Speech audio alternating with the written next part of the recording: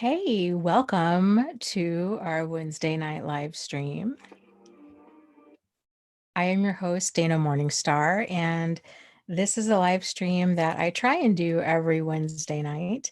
It normally goes for about 3 hours. We're going to be going for less tonight because I am leaving for a trip tomorrow and I still have to pack. So, um, so welcome. If you are new here, welcome.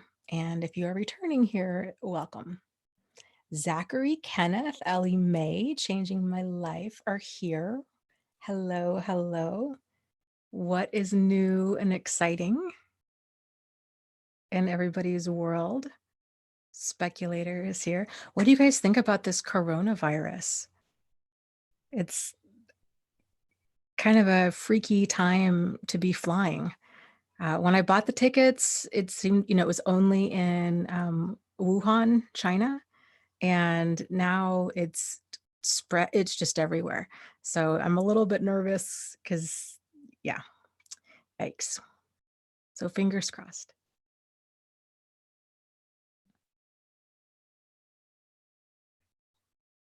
Interesting, Slavic princess. You've mentioned this before, and I would love to hear more about it sometime.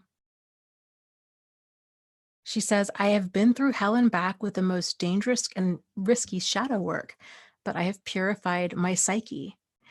I know a lot of people get really into the shadow kind of Carl Jung, um, work and really enjoy the process. I was listening to a podcast this morning, actually, from a gal who writes fiction.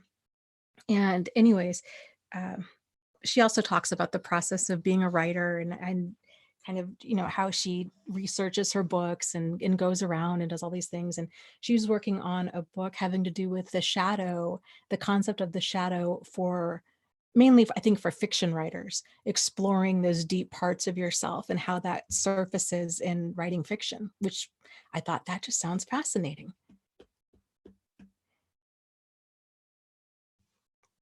That is so cool. She says, I make conscious decisions with people 98% of the time.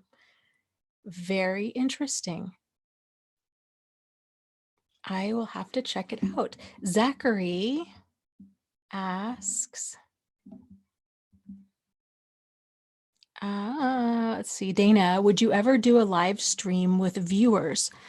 I would absolutely be open to something like that. What did you have a specific format in mind? Like were people called in or where I arranged it ahead of time with viewers? I am, as you all well know, I am not tech savvy. I am trying to learn. It's just somewhere along the line, I became my mother with technology. And I don't know when this happened, but it's very upsetting and frustrating. So it's been on my to-do list for a long time to get more proficient with my videos and with my video editing. And I would absolutely love to have some sort of format where I was able to have more of a like a one-on-one conversation with people. I think that would be not only enjoyable, I think it would be really helpful for other people to just hear more, to hear more input besides just mine. Okay, Zachary was saying, yeah, I was thinking you could do a specific topic for the stream and then we could just weigh in. I think that's a great idea. Yeah, let me look into that. Do you think this is my tech support right here? He's with me tonight. So you can see why I have the problems I do. His arms are so very short. So very short. That's the problem, huh, Roman? His tech support never works out because you have little dinosaur arms. You can't reach the keyboard. No, no, no, I know.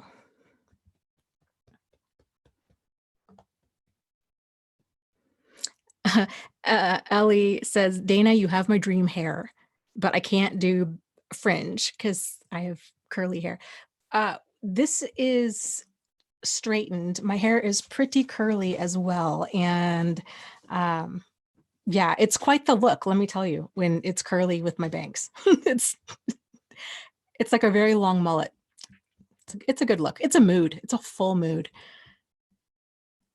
Let's see. Kenneth asks, Dana, have you considered making any more guided meditation videos? Yes, I have. That is also on the to-do list for things. I recently hired somebody, a guy named Paul, um, to help with kind of all of my sound production. So he's been working on the podcasts, and we will be making guided meditations together. So he will be composing the music and doing all of the sound with that. So I'm hoping, I think realistically, that'll probably start coming out in April. That's the plan. Speculator, oh, thank you. Speculator says, I was thrilled to see your new website up and running, and I love, love, love it. Please talk about it. And will your book reviews be back? Thank you for reminding me, Speculator. It has been such a long time with my website. Oh my gosh. Paul is also the one who did the website. The admin for my previous forum, George, who I absolutely adore, was working on it before. We kept having one issue after another, and I just basically didn't, I don't know, it's a long story. I didn't want to be a bother to him. So anyways, Paul and I ended up running with it, and yes, so it's different. We changed the logo. So if you guys don't know what I'm talking about, the website's thriveafterabuse.com.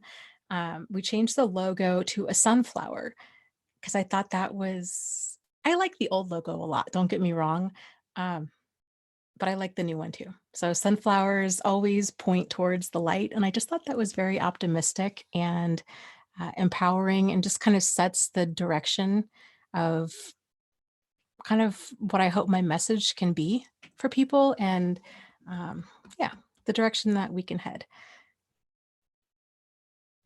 So let's see here. Book reviews. Yes, I will be doing the book club the last Thursday. It'll start this month. It was going to start last month, and then everything just, I don't know, I just got tripped up with the dates and everything. So it'll happen this month. And I'm thinking about possibly changing the format to doing some sort of more of an edited video where, okay, goodbye, my love. Where I do something like my top, I don't know, top 7 takeaways. So it's a shorter video. A lot of people have been asking for, for shorter videos, or, just more concise. I completely understand that. So that might be a direction that we go in. Okay, let's see here. We're still working on the forum on the new website. So that's been, none of this is ever easy. So the old website was built on WordPress, and I used this other software called MyBB for the forum. The new website is built on Wix, which I can't move the old forum onto Wix. It doesn't work like that. So I'd have to basically start the forum all over again. And so I'm kind of debating about what to do, because there's a lot of people that are on there. There's a lot of posts. I just don't want to leave anybody hanging. And they kind of have been hanging for the past, 10 days. So I really need to figure it out. I'm so scared I'm going to make a decision that's going to make things worse with the forum. Yikes. So if there's any tech savvy people out there that are listening to this and you have any ideas about what to do, please let me know. And Life is a Journey was saying, I'll definitely check out the website. I love reading blogs. Yeah, I did a lot of a content edit, or a big content edit on my website. I had, I don't even know, hundreds, I think, of articles and stuff on there. And so I really wanted to just pare it down. I'm trying to just make things easier for people that are new, to be able to just get the foundational pieces of information, and go from there. So I don't know. I'm open to feedback as usual.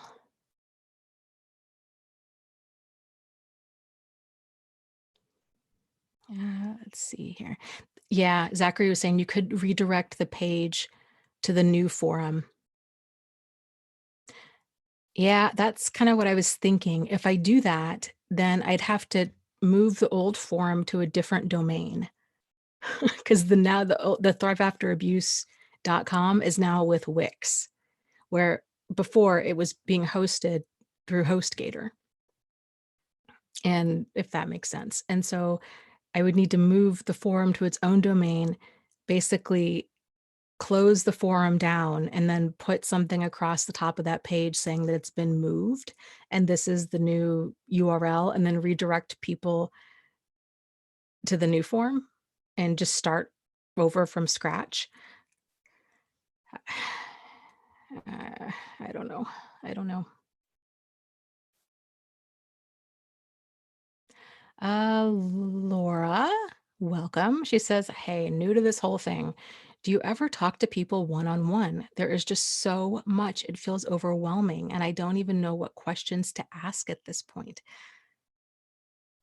I don't normally talk with people one-on-one, but I do have well, there's the chat here, which is wonderful, and most of the people in here are, well, at least that I can see right now, are regulars, and they are a wealth of information and provide wonderful support. I also have a support group on Facebook, which is free, and there's 55,000 people in there. So that's a really great place. If you don't know where to start, it can really provide, I think, a lot of clarity reading the posts just from other people. It's amazing how many questions like we might not know how to word, or that we might have, or that we're embarrassed or ashamed to ask. And reading the situations of other people can provide a ton of clarity and a lot of validation, and uh, it's can just be a really wonderful thing.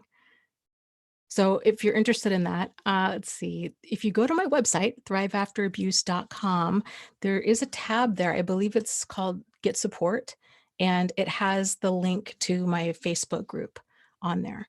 So if you go directly to Facebook, please just know that I have a Facebook page, and then I have a group. The page is open, which means that anybody and everybody can see what you're writing on there. The group is closed, which means that only other members of the group can see what you're posting in there. So, um, big difference. Okay, let's see here. Let me scroll.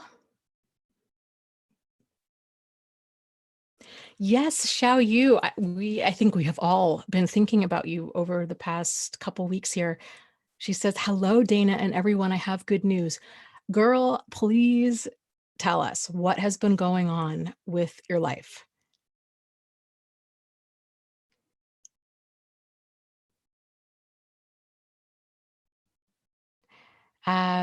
Magnum says, "I lost 3 of my kids to parental alienation for the past 5 years.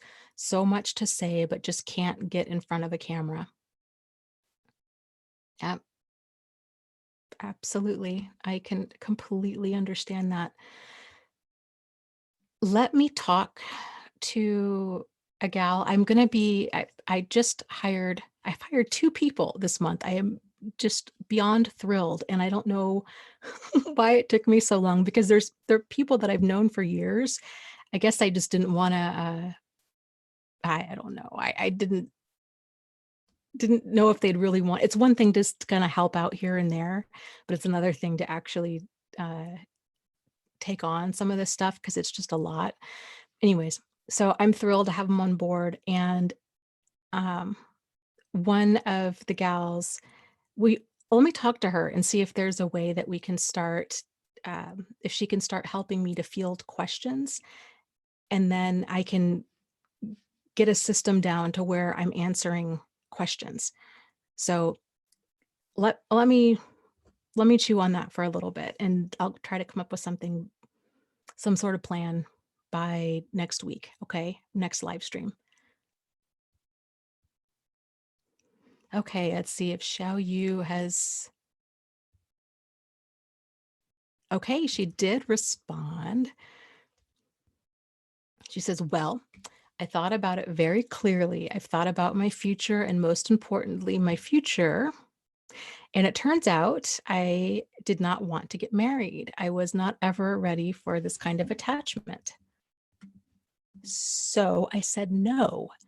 Well, for those of you that were not following this kind of whole situation as it was unfolding, Xiao Yu had mentioned, oh gosh, it's been a couple weeks now. She is Chinese American, and her mother was in an arranged marriage with her father, and they were wanting, there was a lot of pressure for her to get married. And she has a lot of her own stuff going on, a lot of her own stuff to sort out. And she was originally agreed to meet this man, but then was having a lot of second doubts. And she's like, I'm really not ready. I want to go to college. She was thinking she wants to be a doctor, and which is, a long road in front of her. And um, so we went back and forth. So about kind of people in the chat, and myself included, we were kind of trying to throw out some options about talking to her parents, and um, what just helping her explore some of her options. So I'm thrilled. I'm thrilled that you just spoke up for yourself, Xiao Yu. I know that must have been incredibly difficult. She says, yeah, my parents pressured me a lot, but I stayed grounded and never backed down. I am just so thrilled for you. How did it go with your parents, and um how is the dynamic between you guys now, and how are you feeling? She said, "Oh, yeah, they yelled and sulked and even cried, but I did not care. They guilt tripped me and made me feel worthless and even threatened me, but I did not let that scare me, and I kept saying no until they gave it up. They called it off. They're not happy with me at all, but all that matters is that I am happy."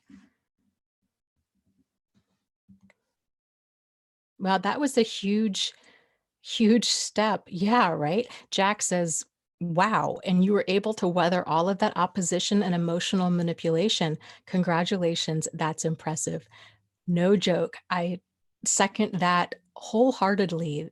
Talk about trial by fire there, with setting some boundaries and holding your ground, and really getting clear on the path that's right for you. And just, I'm just so thrilled for you. Yay, yay, you. I really hope that that conversation uh, just forever changes your dynamic with them in a positive way, to where you're more comfortable asserting yourself.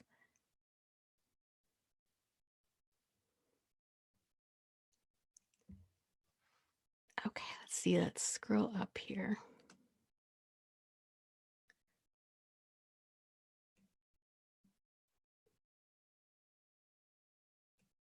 Kevin says, "Oh, I hate the guilt trip tactics. It works on me."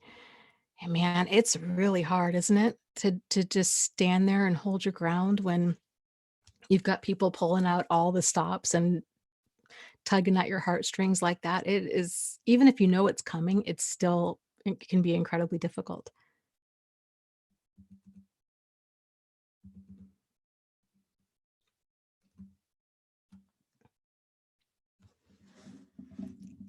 And Life is a Journey, so spot on with this, says, family enmeshment can make it very difficult to establish your boundaries, and I'm glad to hear you got out of it.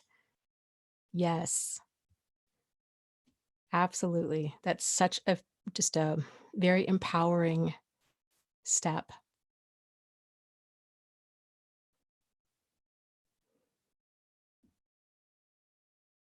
That's a great question. Chris asks, what are the best books regarding the best way to hold your boundaries and be assertive?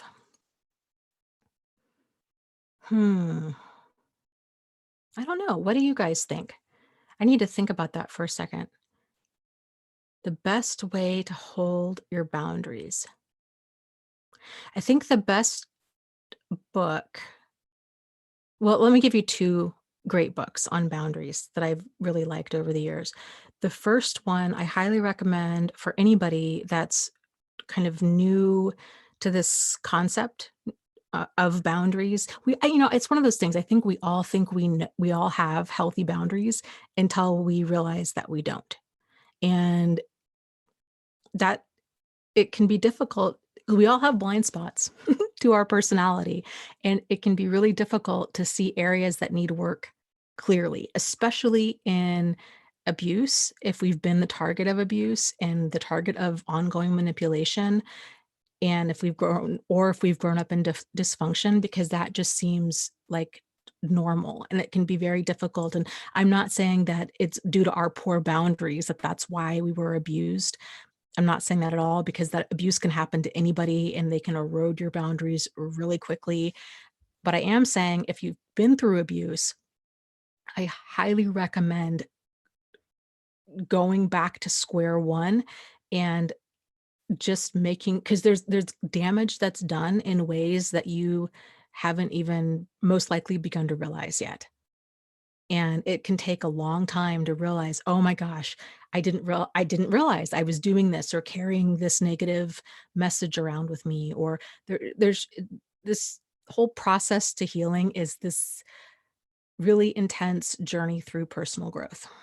So, a person's boundaries have been eroded, like I said, in ways they're not even aware of. Um, so with that said, there's 2 books I recommend. The first one is for people that are brand new to the concept of boundaries or rediscovering it this time around. Let's put it that way. That book is called Boundaries After a Pathological Relationship, and it's by Adeline Birch. It's a quick read.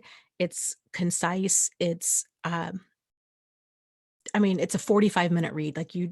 It's just very engaging. It's interesting. It's I think it's very well written, especially from that standpoint of it's an engaging, quick read, which is what people I feel really need when they're traumatized. And especially topics like this, because they can get so packed with survivor jargon and psychobabble that a lot of the effectiveness is lost because the language starts getting unintentionally, I think, complex. So I really there's that book is a really great starting point. The second book is called actually there's two from Pia Melody. Y'all know I love me some Pia. Um, Pia Melody, there's the intimacy factor, and maybe it's the codependency factor. I think the intimacy factor is the one that talks about boundaries, though. And that book was very eye opening for me.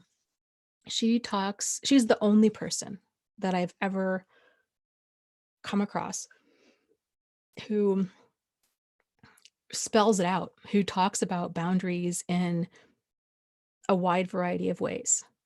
Uh, and talks about them because I think for a long time, at least myself, had thought about boundaries in terms of what I say yes to and what I say no to. So it was kind of a one-dimensional, very simplistic view of boundaries, basically being assertive.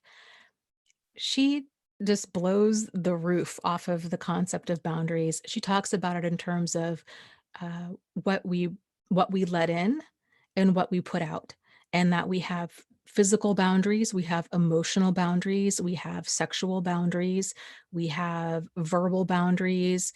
Um, there's all of these different facets of boundaries, and I really like how she expands on them and talks about the different kinds of imbalances with boundaries, that they can be kind of too rigid, or they can be non-existent, or they can be damaged. And I found the way that she broke that down to be profoundly helpful. Once you understand I think once you understand boundaries from that perspective, it cuts a lot of the confusion. And when it cuts a lot of the confusion and we start realizing that boundaries, how intricately tied they are to our self-worth and the ability to be self-protective, because that's what boundaries are. It's not to punish other people, it's to be self-protective. When we connect that, it's a game changer, and being assertive kind of, it takes time and practice, don't get me wrong, but it's a natural extension of that process. And when we get more in tune with our self-worth and we're better able to control what we're letting in and what we're putting out into the world, um, it's we're just so much more aware of what's going on. Like, it just brings the light to so many things that before we didn't have the words for. We just couldn't articulate why our feelings were hurt, or why something sat wrong with us, or why we had an issue.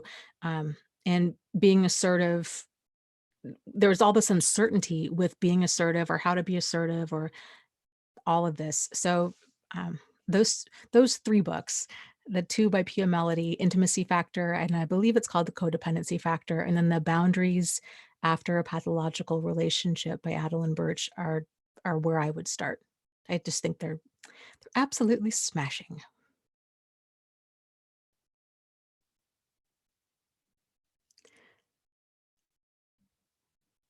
Xiao Yu says, "Yes, I tend to take responsibility for other people's thoughts and feelings due to being codependent."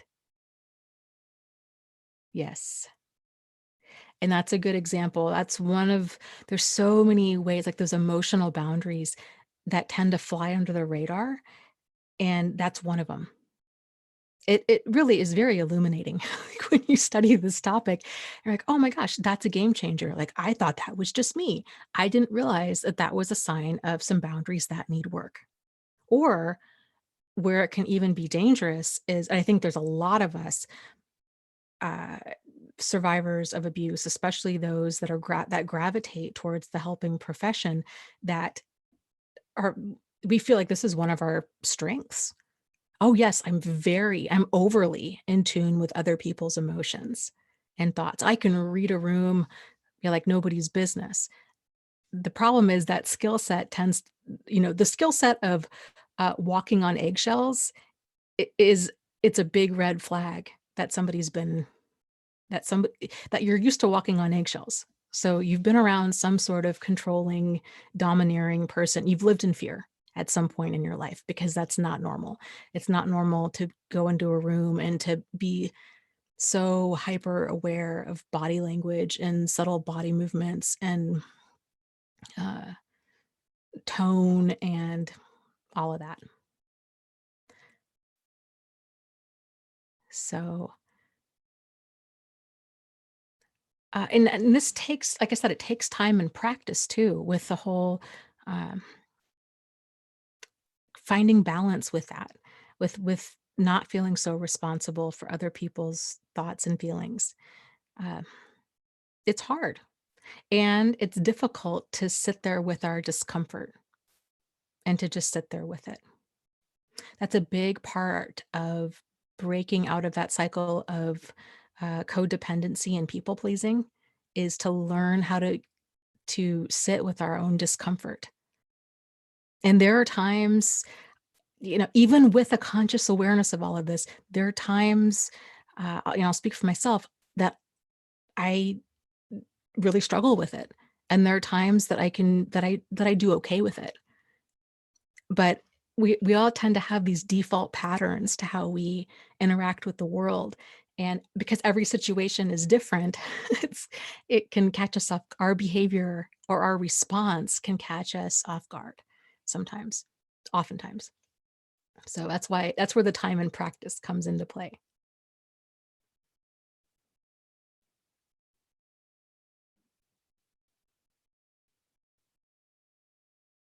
Candy says, "I end up wondering if I'm a terrible person and I end up hating myself."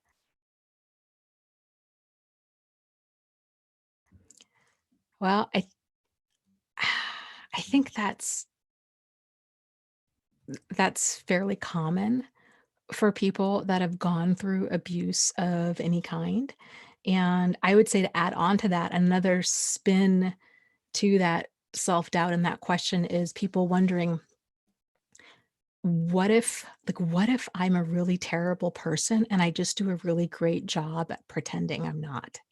And what if other people, someday catch on? Or, oh my gosh, what if I'm a sociopath or a narcissist and I just don't, um, and I'm the problem and I just don't realize it?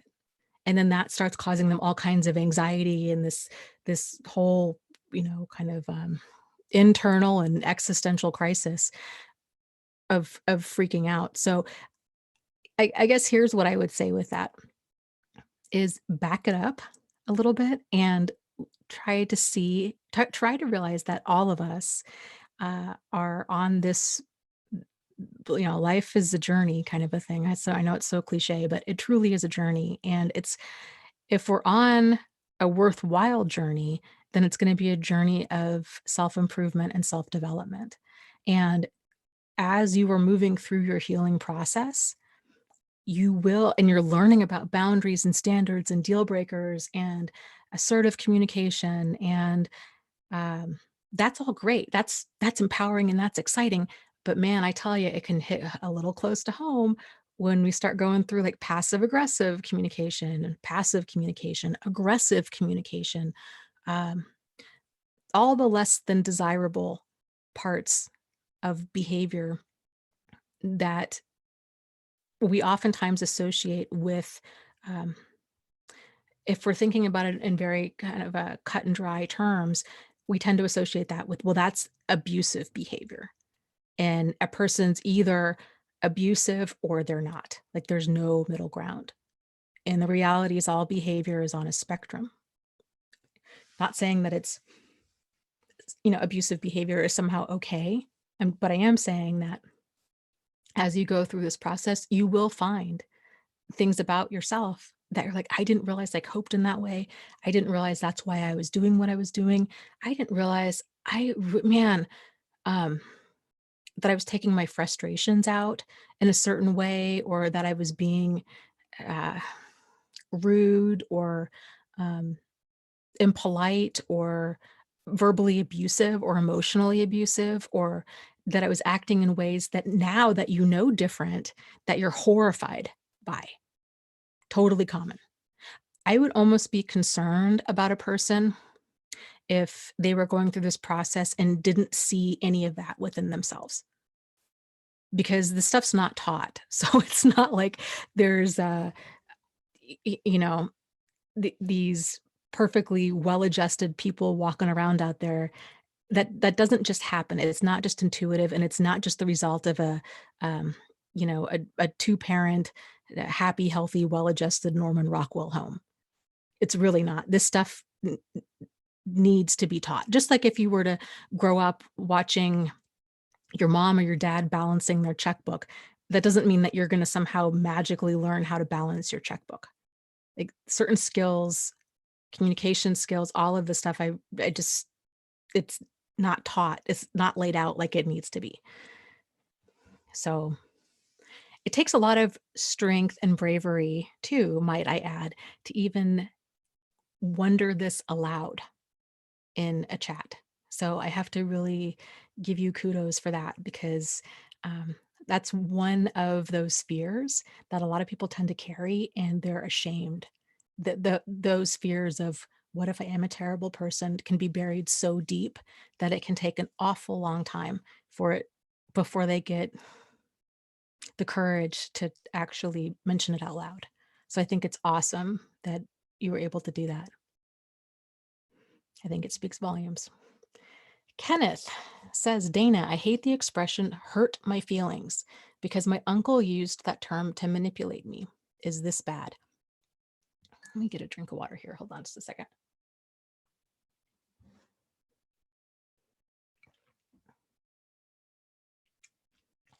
Okay. This is a tricky one because is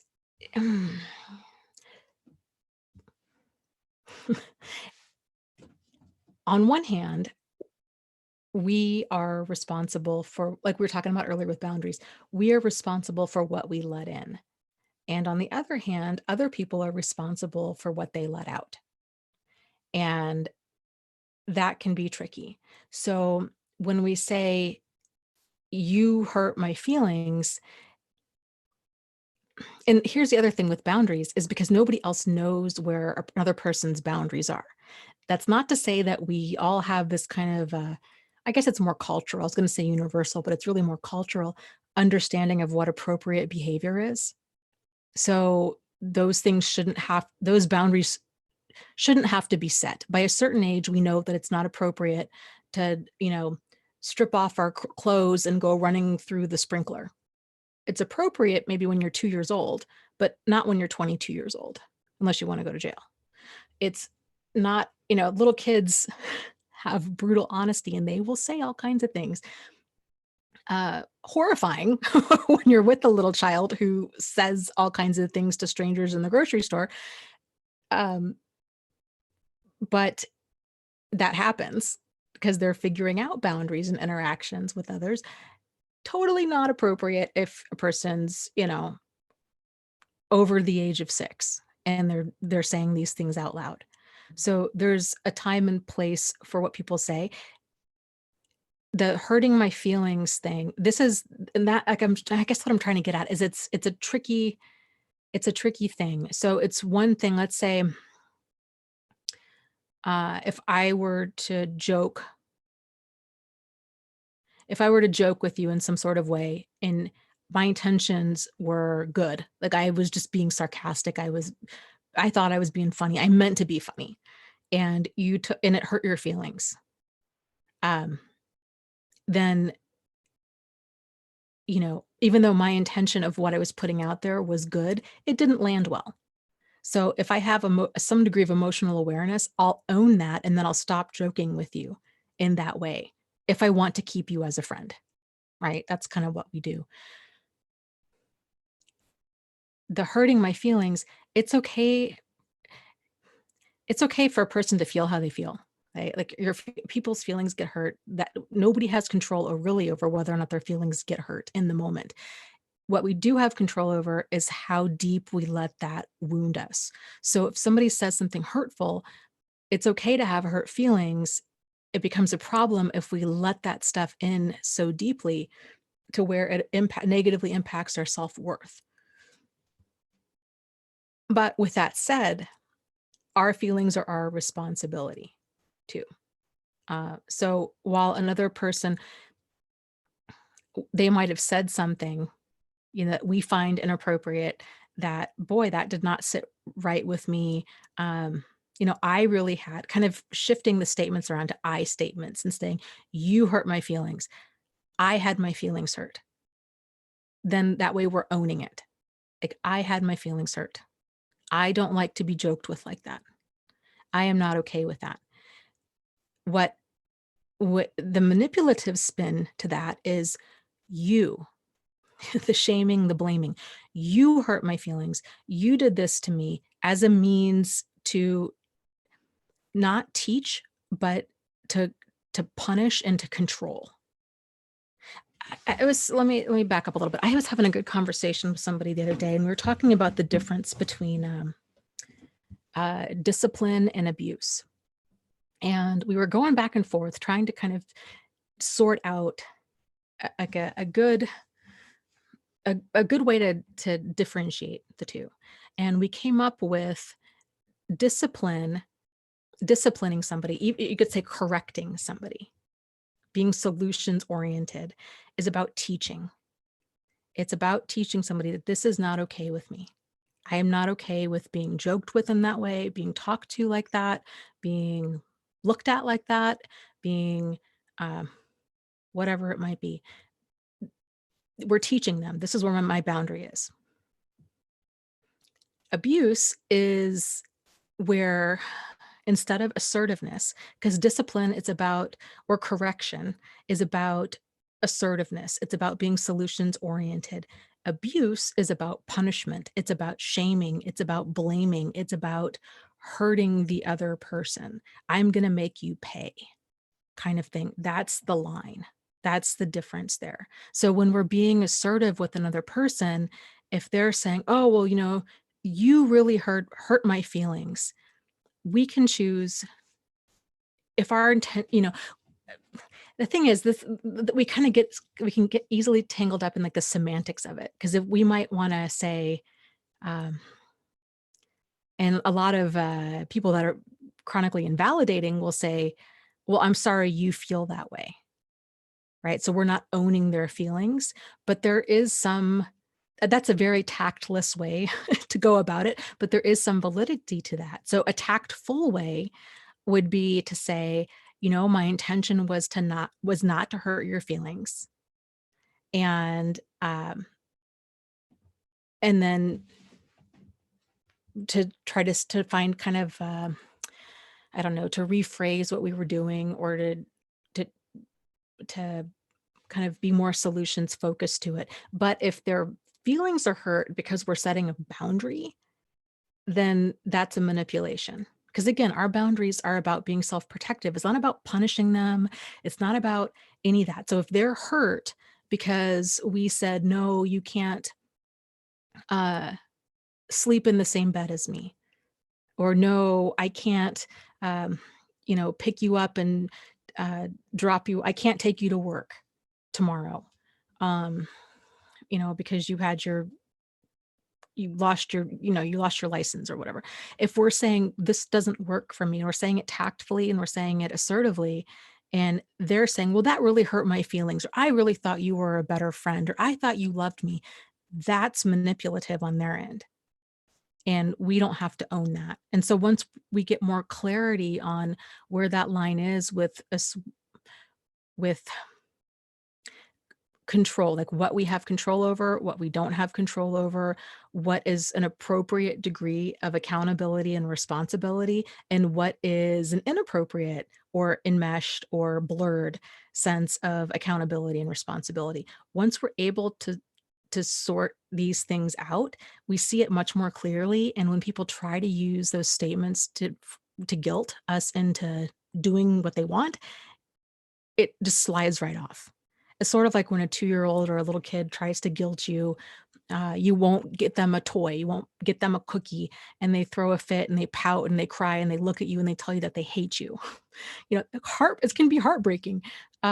But you realize they're like, you're just saying words because you're mad you didn't get your way. And then you kind of just get over it because you, it's just they're saying stuff because they're upset, not because they mean it. Okay. Let's see here. Let me scroll up.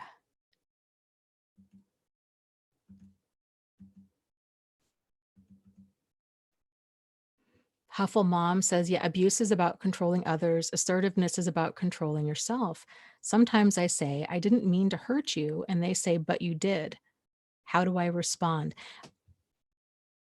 I guess it depends on where your behavior falls in that. Is your behavior falling within the category of,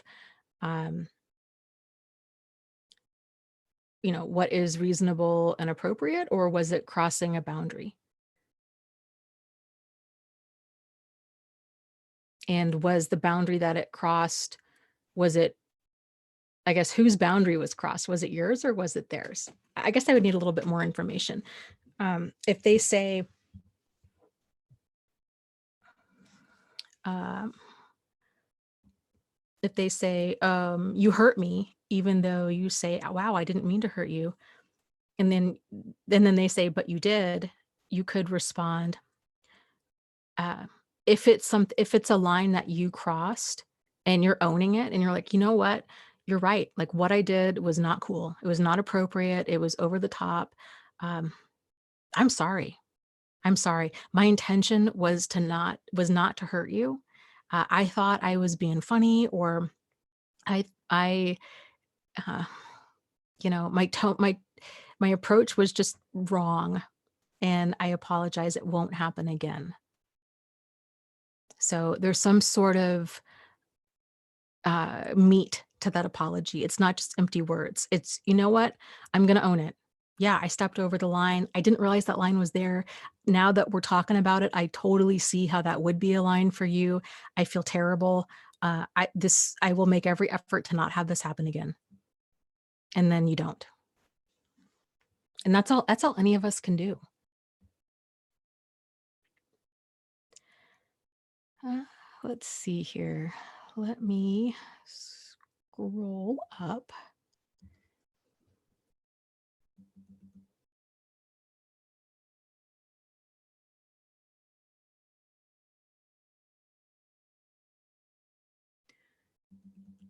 Um,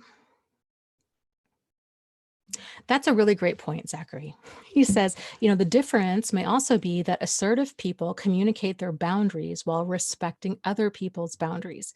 Aggressive or abusive people communicate it without respecting other people. Yes, and I'm it's probably in that Pia Melody book, probably. She writes some great stuff where sh sh where she was I'm pretty sure it was her, where she was talking about like I was talking about earlier, the different types of boundaries, the rigid, the non-existent, and then the weak boundaries. The non-existent boundaries, that is abusive behavior. There's no filter, there's no limit. Whereas, um, a a a person who is, I would say, more emotionally aware or more emotionally intelligent, um, socially intelligent, maybe even, has an understanding that there's boundaries. Like it's so, it's probably better best example of this is if you're at work, people know how to behave. It's not okay to make lewd comments to a coworker. It's not okay to, um, you know, if the dress code is business casual, it's not okay to show up in jeans and flip flops. There's certain expectations that are known within that environment.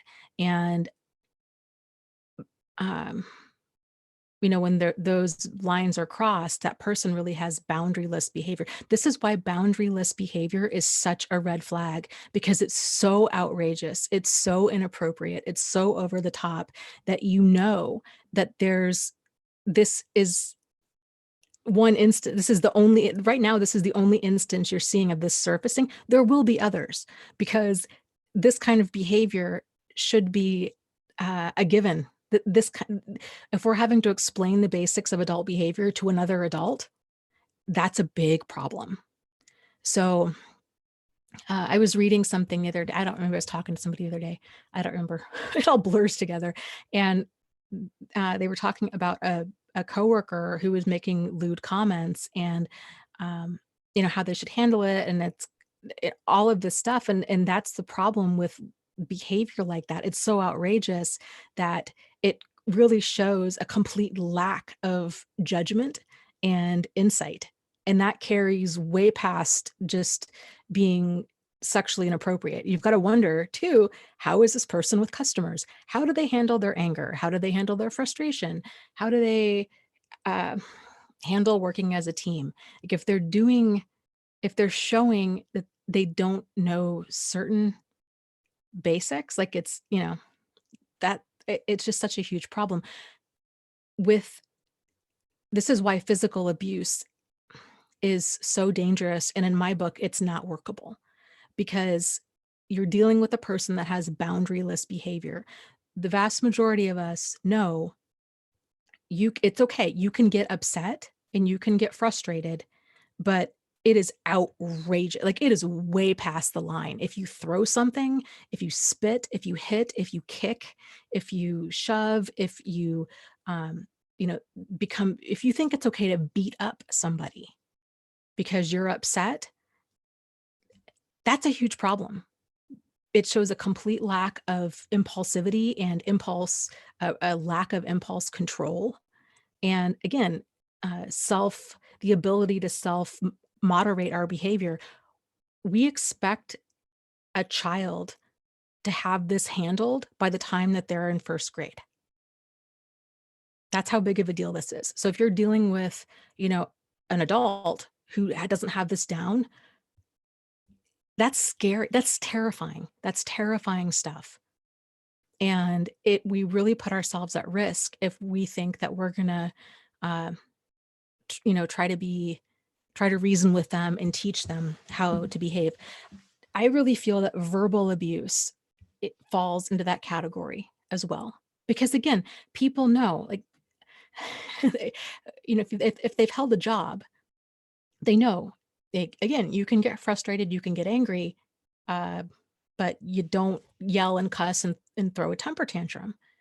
You've got to pull yourself together. If you're going to get upset, you need to go into the room, you need to close your office door, you need to handle it. But you can't have just a level 4 meltdown and begin berating people around you. Not if you want them to keep not if you don't want to get fired. So um, this kind of stuff shouldn't have to be explained to people. And it escalates quickly, because if a person has that boundaryless behavior, there's big holes in their knowledge, and there's such a level of entitlement of, I should be able to do this. I mean, again, it really goes back to like that toddler mindset. I'm frustrated, therefore I should be able to do this. You didn't get me a toy, that's why I kicked a hole through the wall. You did There's no accountability. It's all entitlement. You know, you told me no, that's why I dumped my food all over the floor. You uh, I don't know, did whatever, that's why I cheated. But when we see the lack of logic in that statement, and the lack of maturity, and the a lack of accountability, it's easy to to not get tangled up in trying to fight with them to get them to see things maturely. We just realize, wow, this person has a very immature worldview. And it's infuriating. I get it. It's infuriating when you're around that, but you're screaming into the wind trying to teach another adult the basics of adult behavior. Because when you see that stuff surface, like I said before, you're seeing that one instance. It's not going to be that one instance. It's like that game, if you're about my age, like in your 40s or so, and went to a Showbiz Pizza or a Chuck E. Cheese when you were a kid, and they had that game Whack-A-Mole, where it was, you put in a quarter and this little mole pops up, pops up, pops up, and you had this mallet, this terrible game, and you whack it, and then it would go down, but then it would pop up somewhere else, and you'd whack it again, and the whole game was, how many times can you whack this mole? And I don't know, like 90 seconds. That's how it is dealing with bad behavior. You deal with it one instance, it comes up. Well, they were frustrated, then they began screaming at you or cussing. And then you deal with that. And then they got frustrated again, and then they cheated. You deal with that. And then they got frustrated again, or they had some sort of reason, and then they, siphoned money from the joint account. And then it's something else, and then it's something else, and then it's something else. And it's playing whack-a-mole with that level of entitlement. It's exhausting, and it's you're eating soup with a fork. You're just not going to get very far.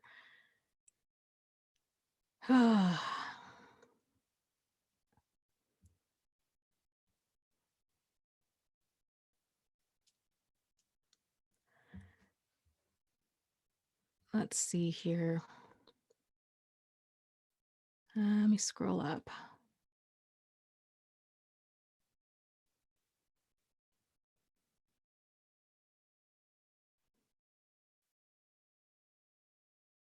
Roasted Studios says, question for Dana: is an adult with first grade behavior who lashes out when angry safe to have around children?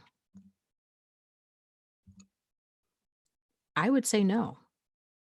If an adult cannot control children, or can be frustrating, right? I think we've all been there. And I don't know about you, but there's been many times where I think, you know what? I consider myself to be I enjoy kids. And um, boy, if I didn't enjoy kids, I would this that my line would have happened about 3 hours ago. Like, because I'm feeling that line now where I'm just done. And it takes a lot for me to get done, because I really do get a kick out of kids. So for a person who has that level of emotional volatility, and you think, okay, if they can't be the adult at all times in the situation, which is what you need. That's why they're there, because you can't have the child being the adult. That doesn't work, and it's not appropriate even if it does. If the adult can't be an appropriate, responsible adult at all times around that child, I wouldn't have that child around them. Especially if they get angry and lash out. If, uh, it's one thing if there's some kind of, some adults have some kind of questionable judgment as far as what they allow kids to do, but it's not to the point where it's dangerous. It's just, "Oh, gee, thanks. Now I look like the bad guy because um, I want them to go to bed at a reasonable time or because they can't have ice cream for dinner?" Uh, but if we're talking like this person, they get angry and then they just pff, go ballistic. Yeah, no, 'cause this is how this stuff happens. A lot of a lot of abuse, when a person gets so angry, and if they're even remotely entitled, a lot of major abuse happens, and the person didn't intentionally mean to harm the person. They might get really angry and frustrated and shove them, and that might have been their intent. I'm not saying that that's okay, but they might get angry, shove them. Well, then the person crashes into the wall and gets a concussion, and now things just escalated a lot more. So it's not even that the person needs to be, this really physically violent, out of control, raging bull kind of person. If they even remotely think that it's appropriate to become verbally or physically aggressive with another person, that's gonna be traumatizing to that other person. So, especially to a child.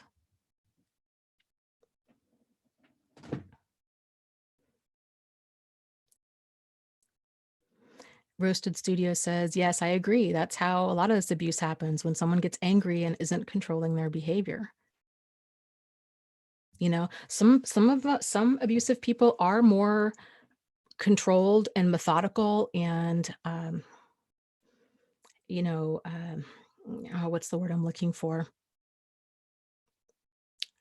It's more planned out, it's intentional. They know exactly what they're doing. Whereas, these are the people that are gonna leave to go get the belt and then tell you, meet me out in the back of the house or something. It's it's intentional. Like, they're like, "I'm gonna beat you up," kind of a thing. But then you have people that become so blinded by their rage, and it's about control. Like, they just expect you to behave like how they expect you to behave. But their way of setting boundaries is through extreme punishment.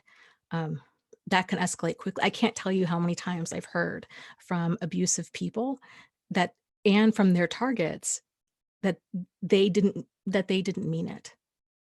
Uh,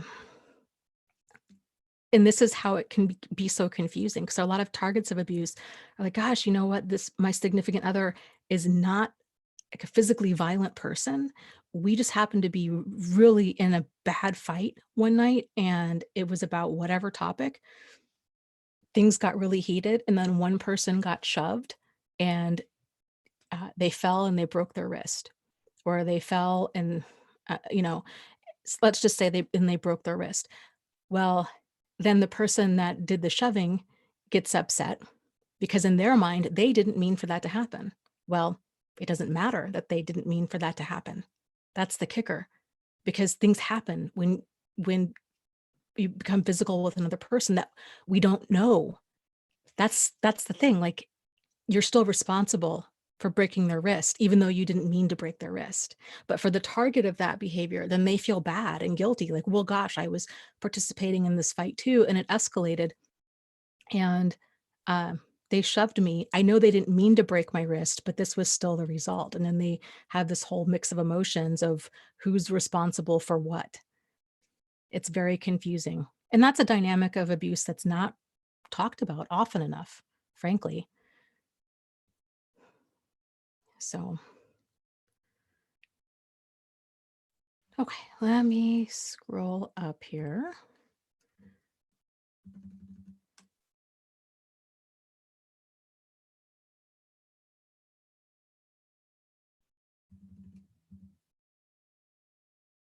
Hi,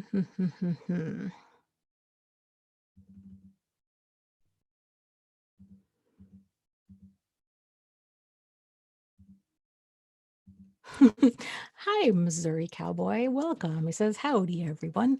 I'm stressed and angry. Do your supportive magic for me." The little smiley face. Well, we will try.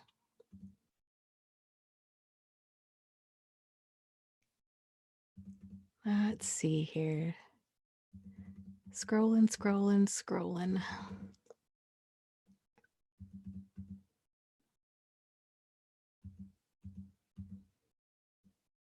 Kevin, that's a great question. He says, "How do people end up with poor impulse control?" My guess is it's like everything else in life, it's a combination of nature and nurture. Um, it, you know, poor impulse control, it can be due to any number of kind of quote unquote natural causes. It can be due to cognitive or developmental delays or impairment. It can be due to changes in the brain.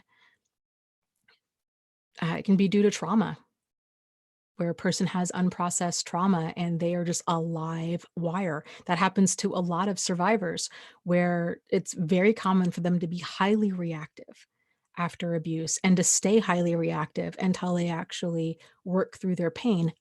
Not blaming them. I've been there.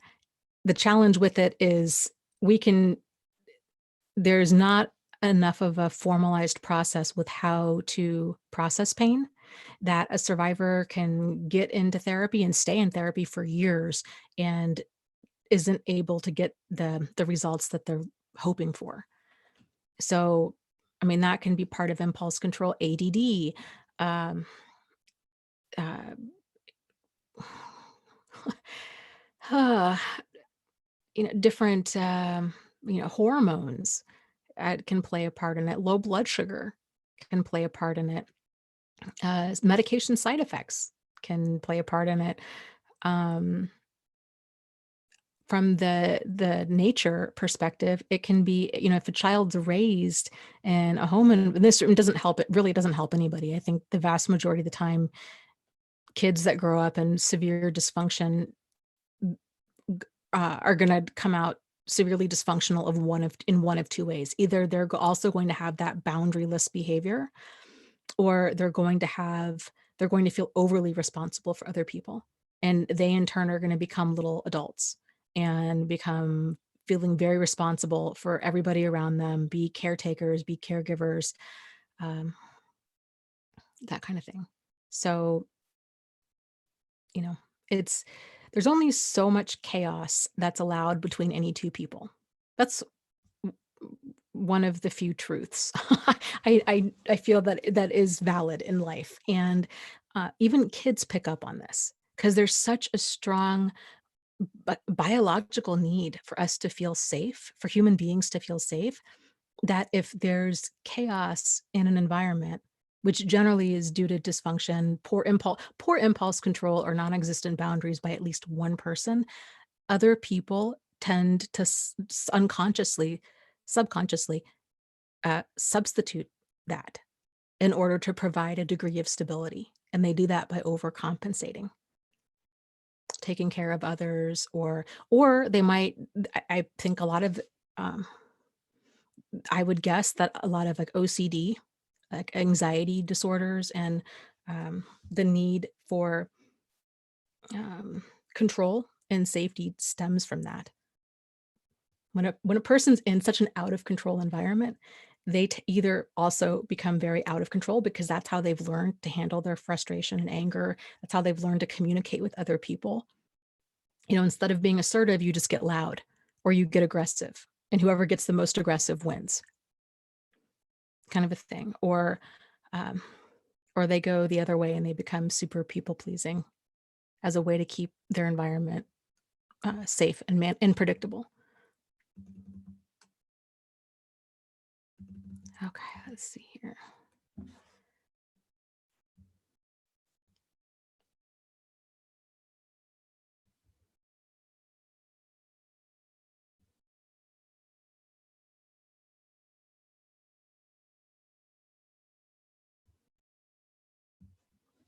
Yeah, and Zachary is talking about, he says that, impulse control may be largely the result of stressors and personality factors.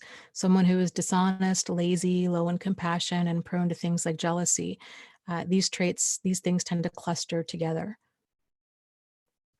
Yes, and if you guys have heard of the what is it, five factors of personality, uh, the acronym is OCEAN, OCEAN, and it stands for um, kind of the five main factors that make up personality. They're on a spectrum from low to high, and either way is an issue because the ideal is kind of balanced in the middle. So the O stands for openness, the C stands for conscientiousness, the E stands for extroversion, A stands for agreeableness, and N stands for neuroticism.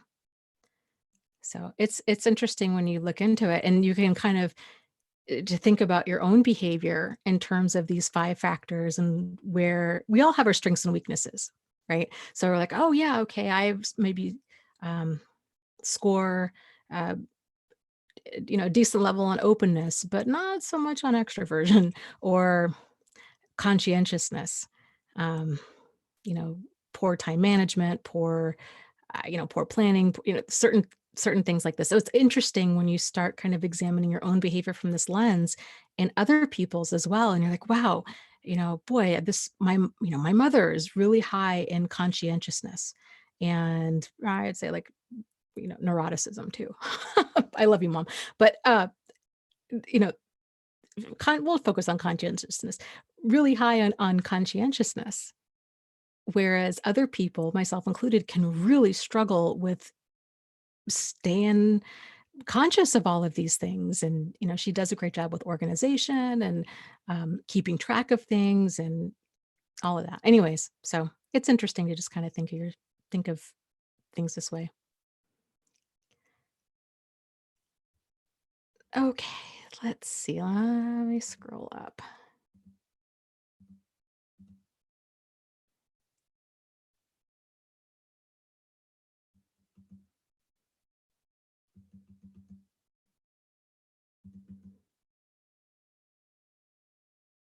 Mayor asks, how can someone learn to say no, but not in a rude way? It depends on the situation and it depends on the person.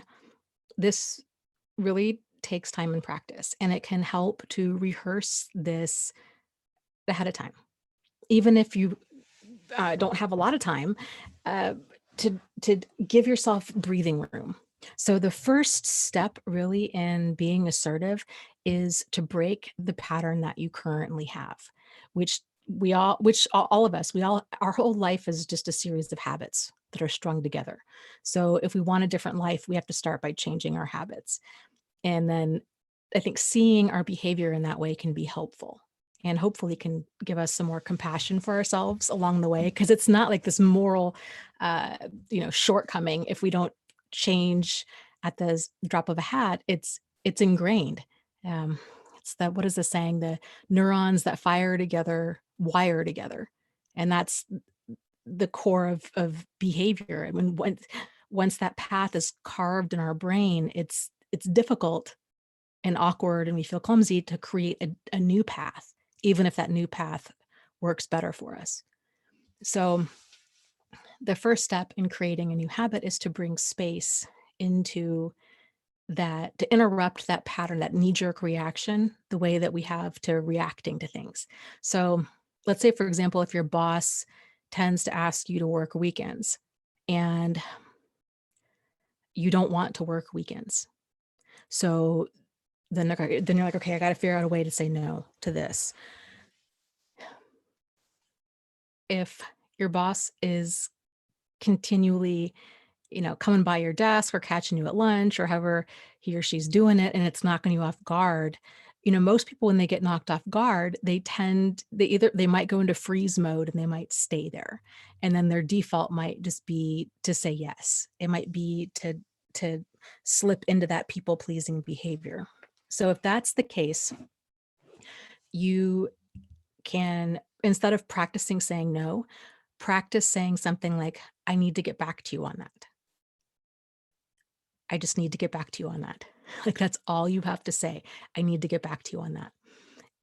Bringing space there and buying yourself some more time will help get you out of that freeze mode, and it'll help, um, kind of get your balance back to where you can get out of that fight or flight mode and become more clear thinking. So give yourself some time. Even 5, 10 minutes isn't makes a huge difference. And then coming up with some sort of response. And again, it helps to come up with a response ahead of time. I have plans this weekend. And then to come up with something if your boss pushes you and that doesn't accept that of, yeah, we really need you though. There's this big project. Then what are you going to say to that? Well, I know I know that, that you really need me to be here. I can't. I've got plans. And that's it. That's it.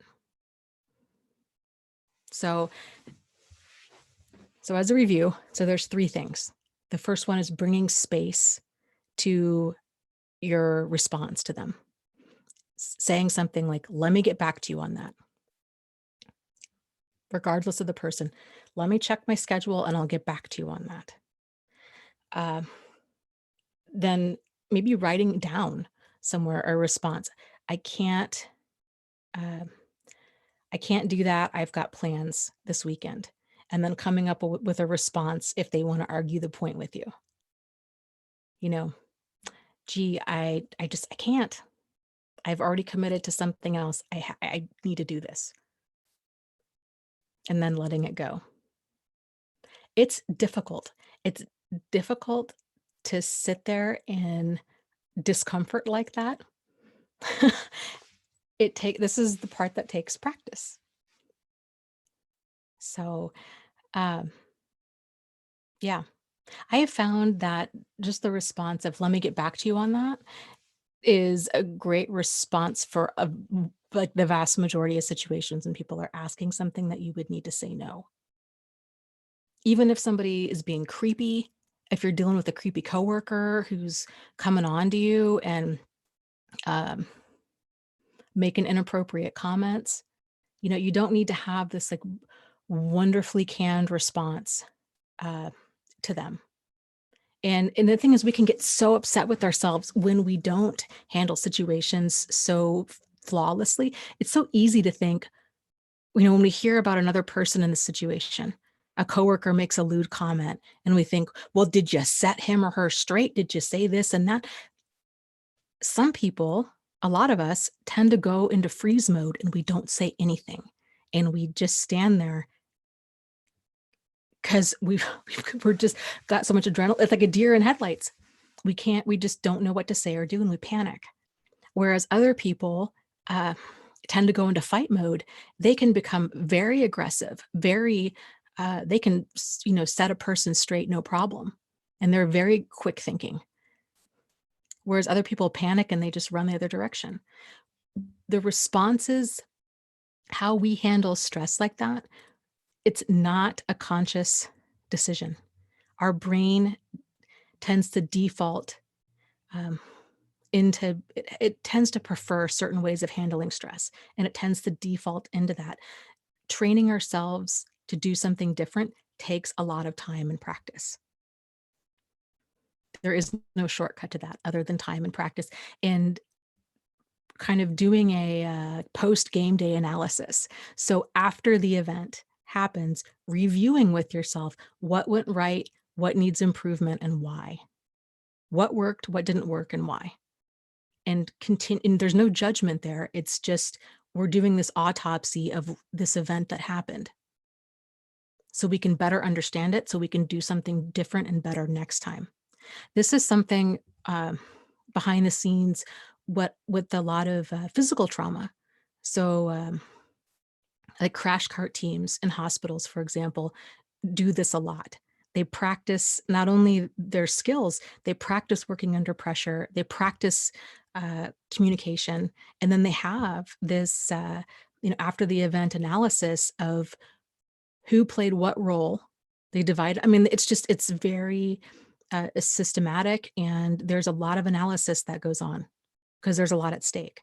And it's figuring out what worked, what didn't work, and why. There's no judgment, there's no blame. It's let's figure out what our strengths are, what our weaknesses are. Let's play to our strengths, kind of a thing. That's it. You're just viewing it in a neutral perspective like that with our own behavior.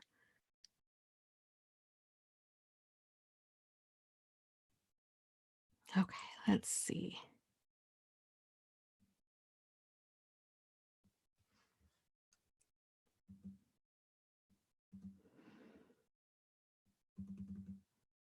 Um, let me scroll up here.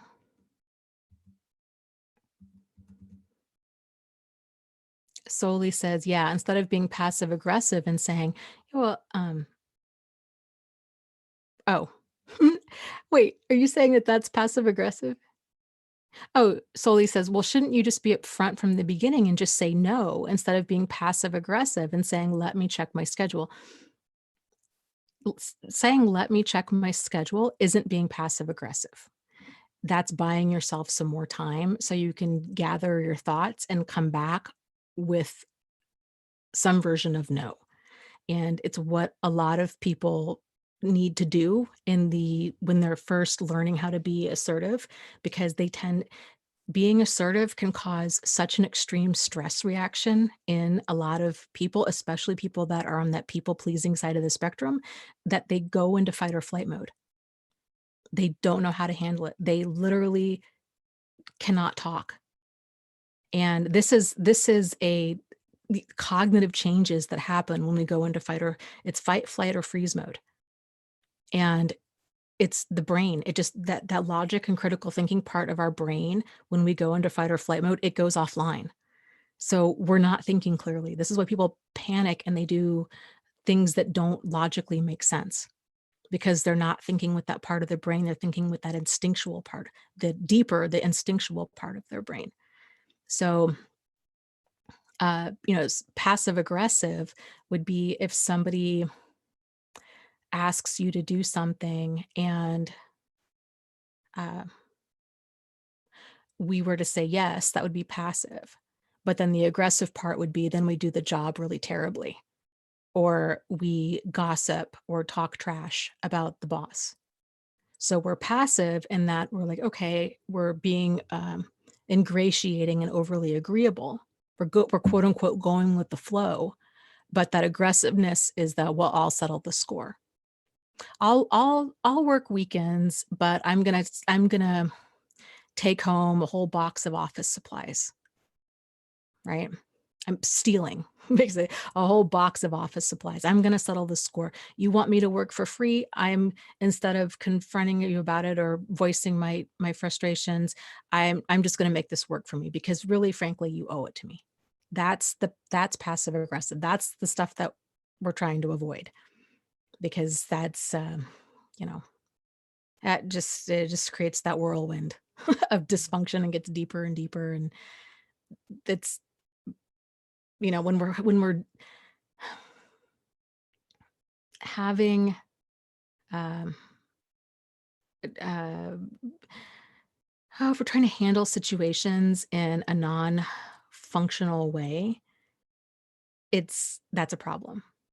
And over time, when we get used to being assertive, it becomes easier and easier every time we do it. Just like Xiao Yu earlier in the chat was talking about, she stood up for herself with her parents. That interaction is going to redefine the whole tone of their relationship. So, man, she had the most challenging confrontation that I think a person could have. And so everything else kind of pales in comparison to that as far as their dynamic goes. So it's going to be a lot easier now. Not only now that she's done it once, but she, uh, you know, basically her first trip out of the gate, she slayed the dragon.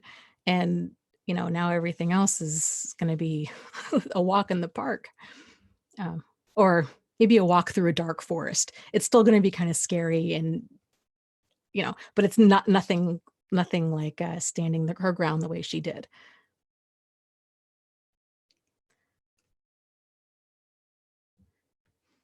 Let's see here.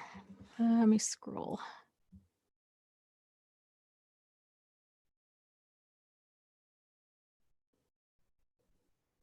And I'll say it's really wild too. It's Soli was saying, yeah, it makes sense, that fight or flight mode. The the more we all, not just you, practice these skills, and the more comfortable we get with them, there does come a point where there's still going to be interactions that are uncomfortable and awkward and we don't want to deal with. But the more it becomes second nature, it's like with anything else, kind of once you know a different way to do things, that becomes your new level of normal. And you look back and you're like, I cannot believe I ever did anything else. And once you become more comfortable with this, you start to really become painfully aware of how uncomfortable, how absolutely awful not having that open, honest, sincere, solutions-oriented communication is. You see it when there is that level of dysfunctional communication, because dysfunctional communication is the opposite. So if we're saying functional communication is open, honest, sincere, and solutions-oriented, then dysfunctional, it's the opposite of open, closed. Open, honest, it's dishonest or insincere. Open, honest, sincere, okay, insincere. Solutions oriented. So it's not solutions oriented, it's in the moment oriented. It's self-interest oriented. So that and the way that, again, these skills are not taught, and it's uncomfortable. It's really uncomfortable at first to be assertive and just say, hey, this works for me, this doesn't work for me, because we're making ourselves vulnerable. At least it feels that way. If I'm honest with you about how I'm feeling about something, that this doesn't work for me, or that I feel that, you know, uh, I love my job, but I really need a raise, um, or I feel like I need to ask you for a raise uh, because of X, Y, and Z, whatever. It's uncomfortable to have these uncomfortable conversations, and so most people avoid them at all cost because it is uncomfortable. So it's not just with extreme boundary violations, it's across the board with becoming comfortable being um, assertive. And it's a heck of a lot easier to do with people that you're with new people in your life, because there's not the weight of that prior history there. So uh, you're defining the relationship moment by moment versus trying to undo all of the or trying to reset the dynamic.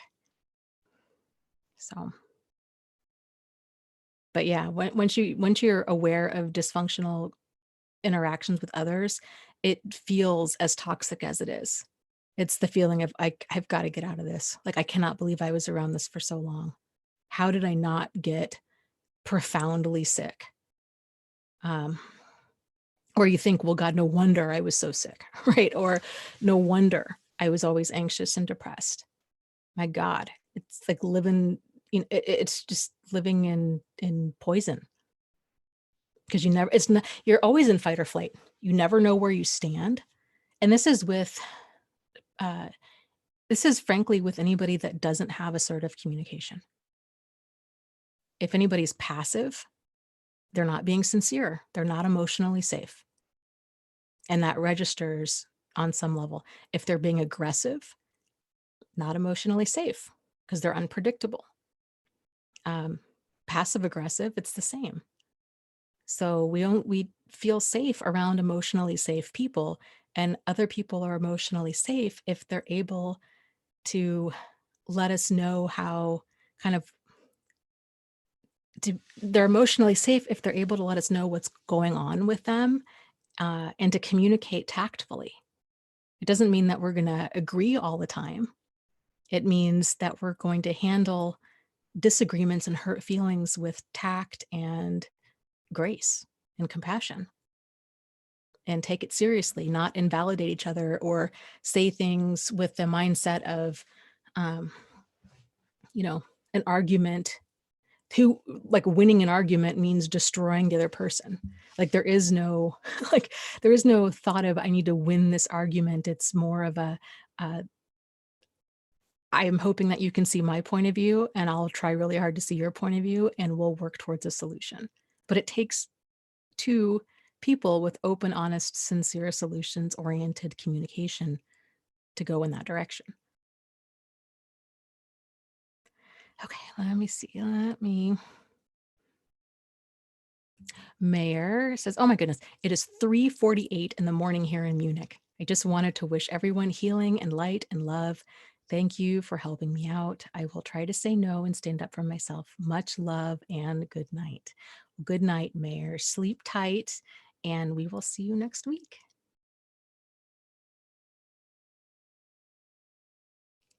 Let's see.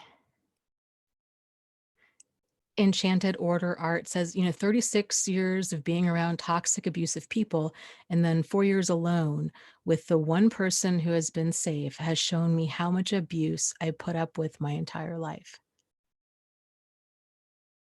Yeah. When you're with somebody, and here's the kicker too with that emotional safety, is that emotional safety isn't forged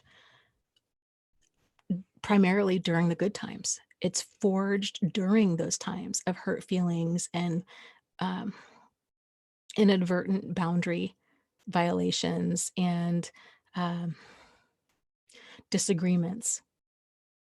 It's seeing how that other person handles stress and frustration and anger and hurt and concerns and the things that you tell them and that they tell you. How are these things handled? And if another person is able to respond in an appropriate way or be accountable when they excuse me, I have the hiccups. When they if they handle it in less than an appropriate way, if they're able to be accountable and actually take strides to change things, with how they handle it, then that's how that emotional safety is forged. It's and that just takes time and seeing a person in a wide variety of situations and settings.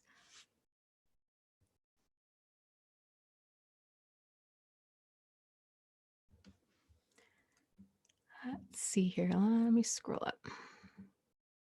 Yeah, Zachary says that, yeah, no wonder I was so sick. I relate to that after my wake-up call. Yeah, and Ken says I did get sick and I would overeat and stay depressed.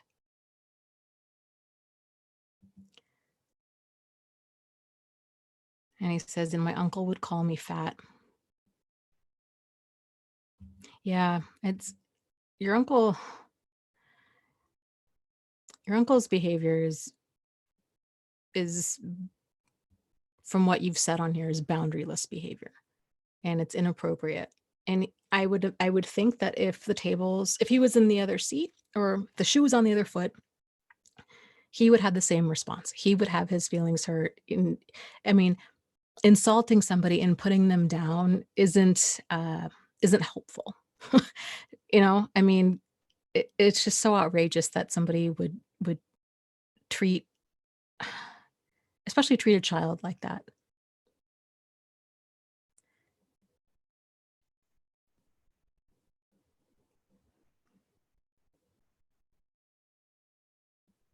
L asks, is anyone else practicing humility, self-examination, working on your shortcomings, etc.?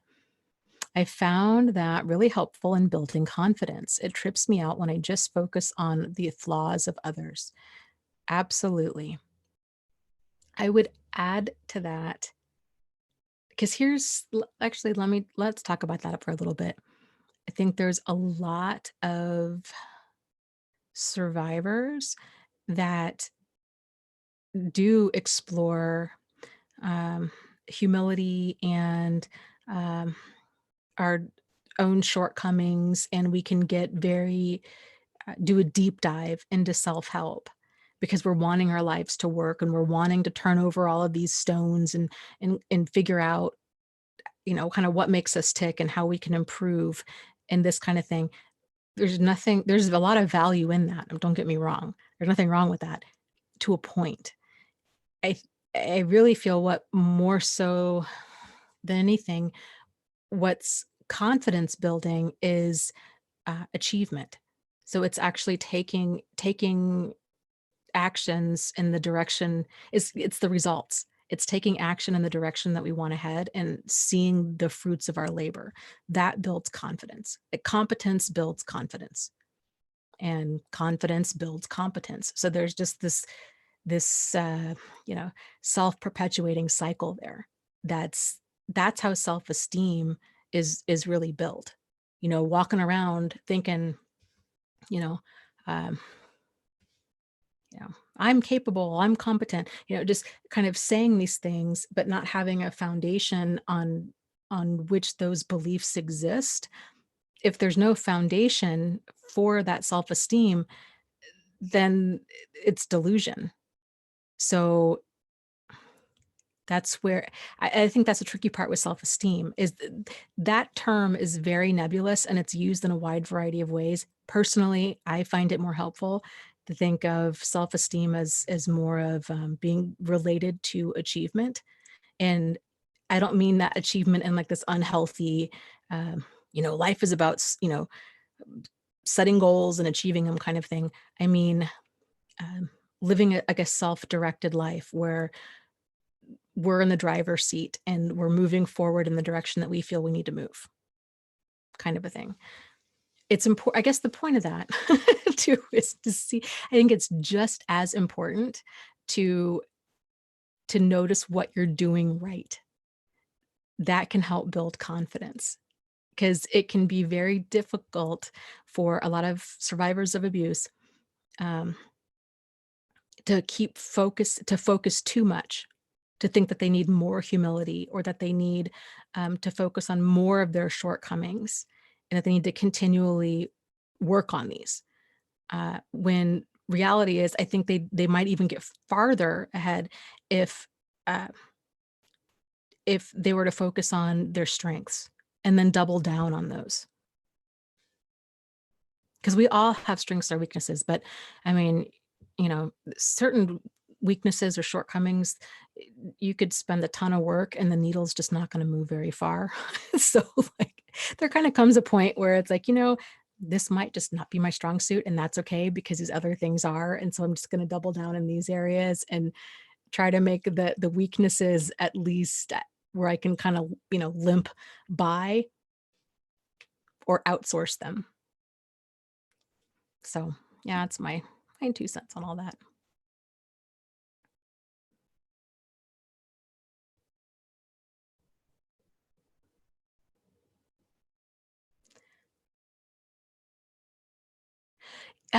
Solely no, I just heard about this show the other day too. Solly says, "Dana, have you watched the worst story imaginable about family scapegoating in the most horrific way on Netflix? It's about the little 8-year-old sweet boy, Gabriel Fernandez." No, but I will add that to my list. Let me write that down. Because you are the second person that has mentioned that in like the past 24 hours.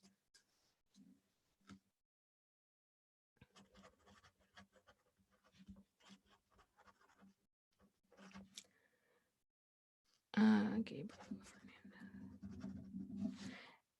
There's a Netflix series on, speaking of disturbing Netflix series, on, what is it called? It's about these Catholic priests at this one school. It's absolutely horrific. Like, it's basically about a pedophile ring and how much the Catholic Church covered it up. It just brings out so much rage.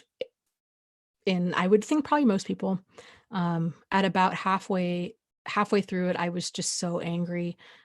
I was so tempted to be like, you know what? I need to get a baseball bat and some addresses of these people, and I'll be back in a couple days. Like I was just absolutely livid when you think about the damage these priests were doing to children. Thankfully, they're dead now. So their reign of terror has ended. But my God, it just disgusting, disgusting behavior, horrific. Ugh.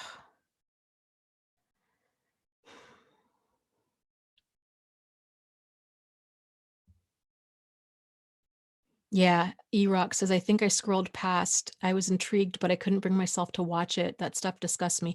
I had no idea it was so, uh, I had no idea. I had no idea it was that bad. I thought it would be, I thought it was about the murder of, there was a nun that's how the story started. Like these people were investigating the murder of this nun, and then they ended up uncovering this whole pedophile ring. Um, and she was killed because she had confronted the priest and said that she was going to out him. And but this guy had you know perpetuated all kinds of awful crimes for decades. It was, I just had in a way I'm glad I watched it because I think normal decent people, it's just hard to even fathom like the level of manipulation and evil that's out there. And um in a way, I'm really glad I saw it because I feel like it makes me that much more aware with my job and with, of just what's out there. So, but yeah.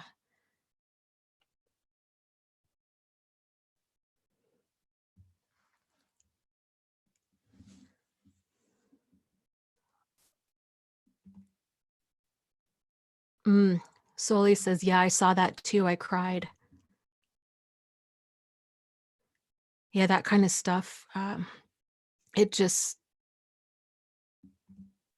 when I hear about especially children being hurt, children or elderly people, like vulnerable people being hurt, that just brings out the mama bear in me like no other. And um yeah, so I'm not overly enchanted with human life. So I don't feel that every person has value, although I do believe treating everybody with respect, not because they deserve it, um, but because it changes us for the worse if we don't. So, but at the same time, with that said, I think there is such behavior that is so horrific and so heinous, and sometimes the law, for whatever reason, doesn't stop it. And me personally, my own moral code is then I think it's what I think these certain people just need to be taken out, and um, as a protective measure of society. I'm not, I'm just saying, I'm not condoning anything or trying to incite violence or anything, but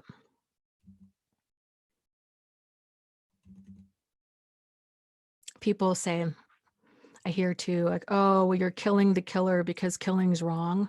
Like, isn't that hypocrisy in action? And my response to that is there's a difference between killing and murder. Murder is wrong. Sometimes killing is necessary. So I mean, again, I take that for what it's worth, but not trying to like, not trying to say that I would have any plans for doing anything horrific. I did those kinds of movies and stories just I just get so angry and so worked up. Okay, let's see. Let's move on here. I scroll.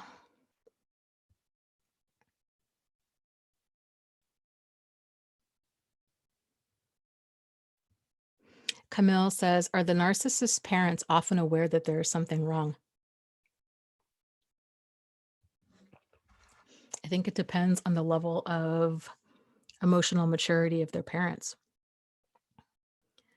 Uh, I know with the two sociopathic men that I had, well, I mean, if we're counting my full dating history spanning from, almost 30 years, there's been 3, and all 3 of them, their family knew something was wrong.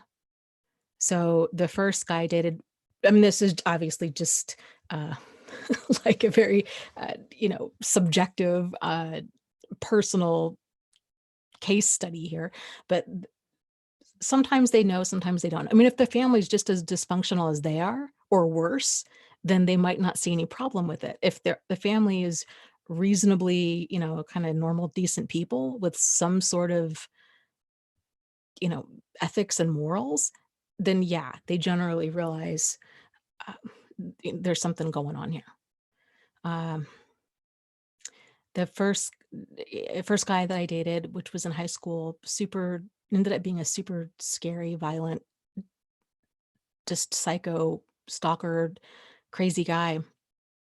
Um, his own father was afraid of him, and he had that whole family that's wrapped around his finger, which was really, it just was very bizarre. Uh, but I can understand why they were scared of him because he had no boundaries. He was very unpredictable and could be very violent. He'd been in and out of jail. I mean, he's had a lot of issues. The second guy, the other 2 were very charming, very seemingly model citizens, but had no shortage of, like, deceitful, exploitative behavior. And the first guy, Jack, his family pretty much didn't talk to him, because, he'd burned all those bridges, and they realized this guy's a pathological liar, and, um, he can't be trusted.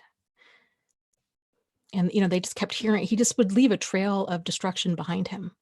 So they weren't talking to him. His mom, towards the tail end, had reopened communication, but only because he was lying to her about his part in things and was minimizing it and making himself into the victim. The second guy, Steve, his who ended up finding out was actually he was a woman he was still married to, which that was another one of his lies.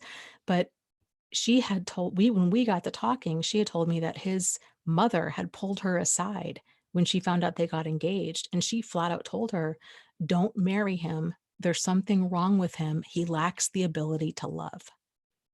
His own mother. And she said that she just thought, what a horrible thing for a mother to say about her child. But after living this hell of all of this, um, I mean, just pathological lies and cheating and y all kinds of just crazy, unpredictable, damaging behavior, she realized, like, yeah, this guy does not know how he knows how to act the part, but he does not know how to connect to another human being.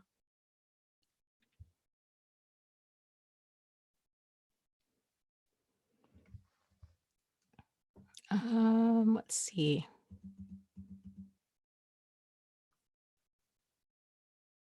Oh, that's funny. That's a small world kind of thing there, solely. She says, Dana, I think it's a she. Dana, I was actually looking to purchase a book on healing from narcissistic mothers, and it took me to you. And then I read that you had a YouTube channel. And then when I looked here for you, you were live. That's that's funny. Yes. Well, welcome. Uh yeah. I've also written a few books on the topic, you know, um trying to think if you're I ended up putting a lot of the definitions from my first book. My first book is called Start Here. You can find all my books under Dana Morningstar on, Amazon or pretty much anywhere. Your local library too. Or you can ask that they order them if they don't have them. And anyways, so I took a lot of the definitions that were in my first book, which is called Start Here. That book is definitions, it's frequently asked questions, it's kind of, I feel, the first step in getting people up to speed with understanding the basics of a lot of this. Those definitions are now on my website, which is thriveafterabuse.com, or at least I should say a lot of them. I didn't put all of them because there was a lot in the book, but the main ones are on my website. My second book, Out of the Fog, compares and contrasts uh, kind of different sides of the same, I guess, the different spectrums of behavior, like the difference between love bombing and love, the difference between commitment and codependency. Um, so like a functional understanding of something and then a dysfunctional understanding. It's so interesting because when you write a book, this is the challenge with a book. You write a book, it takes a while. It's a lot of words. It's a lot of editing. It's this whole process, gnashing of teeth and like self-loathing and self-doubt and crying and thinking that it's a whole roller coaster. Um, Stress, I mean, you name it. And then there's these moments where you think, oh, this is going to be so great. It's going to be so helpful. Anyways, you get through the process, you finally put the book out into the world, and then you wait and you hear from people to see, because you don't know how what you say is going to land. And so that's the challenge with books is it's they're so time consuming that it's really difficult. Whereas like a video, you put out a video and you get comments, and a lot of times the constructive criticism, even sometimes even just the criticism, if it's valid, you're like, oh wow, I did not think of it that way, or boy, that was not my intention, and you're able to quickly make another video and adjust your approach in order to, um, especially if it's valid. You're like, boy, that's, yeah, yikes, I wish I would have thought of it from that perspective, because from here on out, I will, whatever, I'll address a certain topic in a certain way, just because I don't want to, my goal is not to cause further confusion, right? It's to gain more clarity. So anyways, with every book I put out, it's so interesting because then I get comments from people that'll bring up points and they're like, well, but what about this and this? And anyways, so then my Out of the Fog book, that was the goal with that one. And some of the feedback I got was, no, you're looking at it from too much of uh, what a black or white perspective. What about the gray? I was like, my goal with that book was to introduce the kind of the two, like the functional and the dysfunctional, was to introduce the black and the white, and then we'll talk more about the gray later. And anyways, so then my third book, The Narcissist's Playbook, has it talks about different types of manipulation and uh, just kind of what we think it is and what it actually is are often two very different things. The the my personal favorite part of the book, for whatever it's worth, is the last part of that. What I'll say, it's the last part of that book. But with that said, if you're new to the topic of understanding manipulation and breaking free from it and regaining your power and getting more grounded in yourself, I'd encourage you to read that book from start to finish. And I think uh, that covers a lot of ground. The the one I would think the added issue with having a narcissistic parent, well, not the one issue. There's several issues with that are, I would say, are not addressed so much in the book. That maybe that's not maybe, actually, now that I'm saying it, that's worthy of a whole book in and of itself. And that would have to do with uh, examining self-esteem and healing self-esteem and more of the attachment to other people. Because when a person grows up with a narcissist for a parent, or even just an emotionally unavailable or abusive parent, then odds are from an early age, they're not going to have a secure attachment style. And that can be challenging. to overcome that as an adult. But it's one of those things, like, once you're aware of this is the imbalance that you're struggling with, then you can start working on correcting it. But awareness is a large part. It's a big piece of this puzzle, I guess is what I'm saying. But also with my books, uh, audiobooks, they're all in audiobooks and paperback and ebook and all that jazz. Um, if you're interested, local libraries, I don't know if people know this or not, carry ebook or not ebooks. Well, they do carry ebooks, but they also carry audiobooks. So they have an app and it's generally free, except I guess where Jack and Hufflemom live. But anywhere else, pretty much, libraries have this app. It's called Hoopla, and you can borrow. I don't. It might even be an unlimited amount, or I don't know. It's quite a few. You can borrow audiobooks, and they return automatically, and you can listen to them on your phone. So that's something to consider.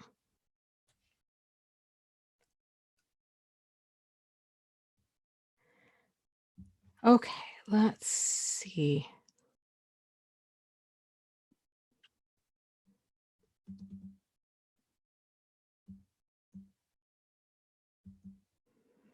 Um,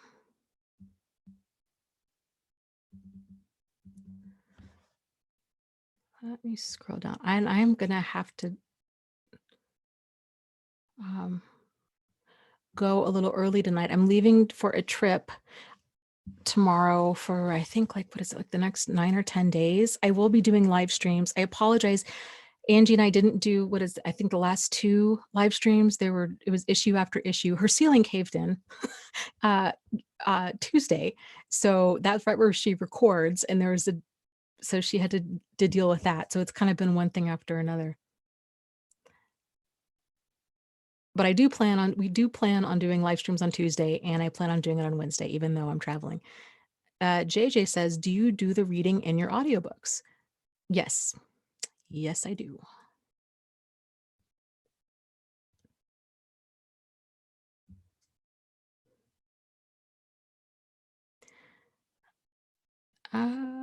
That's been its whole own process with, if anybody out there is a writer,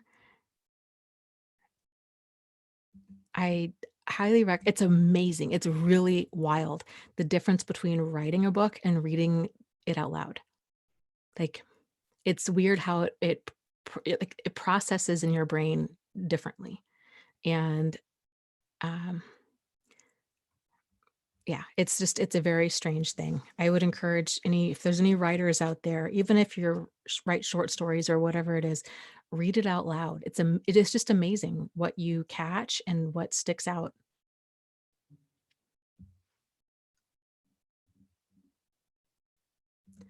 Kenneth says, Dana, you really should write a book about narcissistic abuse towards children from parents. I can definitely add that to the list of topics. I think it's a valid one. Pete Walker has written, I would say, even I don't know if he would consider it having to do with narcissistic abuse per se, but that's really what it is. He's written 2 books on the topic of kind of reconnecting with ourself after abuse.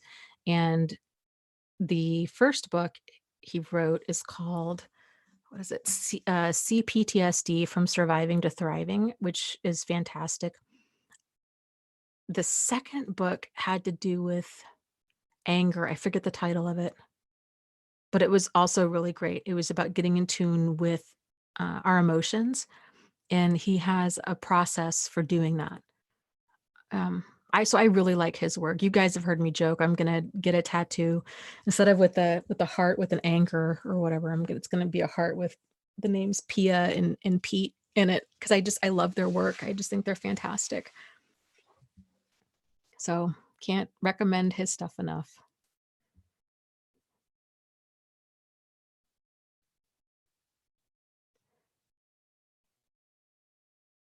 Oh, well, thank you, Erock. Says, yes, I'm so grateful that when I got out of the fog from Audible, that it was your voice, Dana. Oh, well, thank you. Yeah, it's just weird. When I was, I've learned a lot about writing and audiobooks and just the whole process, and there's been quite a few books that we've tried to get through for book club that I got the audio version of because at the time I was driving a lot, and man, I tell you, um, I guess I always enjoy hearing the author's voice for books because they know the parts that really resonate with them, or they know how their intention for the audience to like, they know which parts to kind of highlight and focus on, and it just makes a big I think it makes a big difference too, because there's been a few narrators that I've listened to where I just think, "Oh my gosh, they don't know what they're reading." Like, they're just not into this at all, and that's so hard to listen to.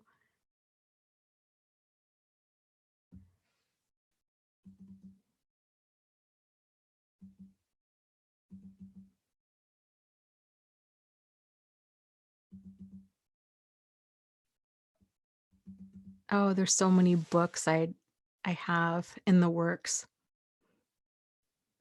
There really are. There's just so much to cover with all of this, and it's pulling a string on a sweater kind of a thing, but there does get to a point where, uh, the topics covered mm, once that the healing truly starts, once a person's kind of past that discovery phase, which is the most painful, and they're kind of cleaning out that wound, I guess you could say, and they're on to the healing part, like, that's where they just really step into their power, and that's so cool. I just absolutely live for those moments. It is just just it's everything. Seeing a person start living life on their terms and, to just reclaim their sense of identity. I mean, it just gives me goosebumps thinking about it. It's just cool, it's like people waking up to who they really are, and they start living a life of purpose on purpose, and it's it's just so rewarding.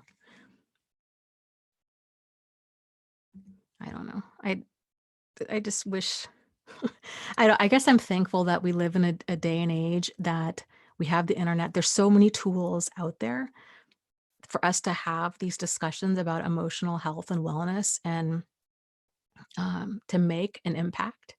That you don't need to be a millionaire in order to do all of this or be connected to like TV executives or you know what I mean? Like anybody can start having these conversations on YouTube and that's and impact positive change. It's just really cool. And I there's lots of things that I hope to be able to accomplish in this life. And um yeah, ideally getting some sort of emotional health curriculum in schools is part of that.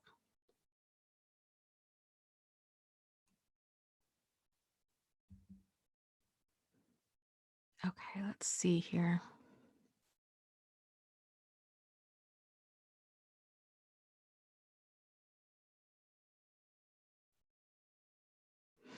Rebecca asks, has anyone seen the movie The Joker? I was told I can't watch it because it will trigger me.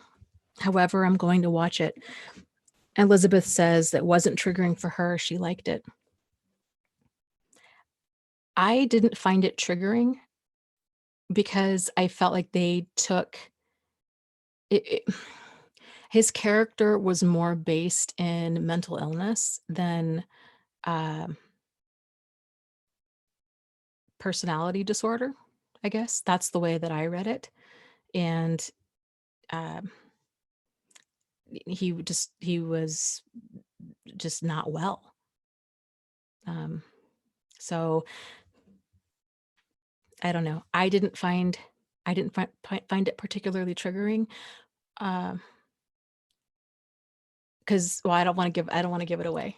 There, what I guess if I were to have an issue with the movie, the issue I have is that it can kind of create sympathy for violent people, or even if mental illness is involved. I just think it's really important that, um, like with the courts and everything, it's the distinguishing factor is of a per- is a, does a person know the difference between right and wrong? And because if a person's mentally ill to a point where they don't know the like if they're completely delusional, or if they're completely manic, or um, if they're lost in their mental illness, where they're having hallucinations, they're not in reality as we know it, then they're not really responsible for their behavior, because it's truly a cognitive issue. Like their behavior is completely unpredictable, and it's just unpredictable. Um, Whereas a person who might have mental illness, but also knows the difference at that time, at least, between right and wrong, which the Joker in the movie did know the difference between right and wrong. He just didn't care. So, yeah, I'll be curious to know what other people think about the movie.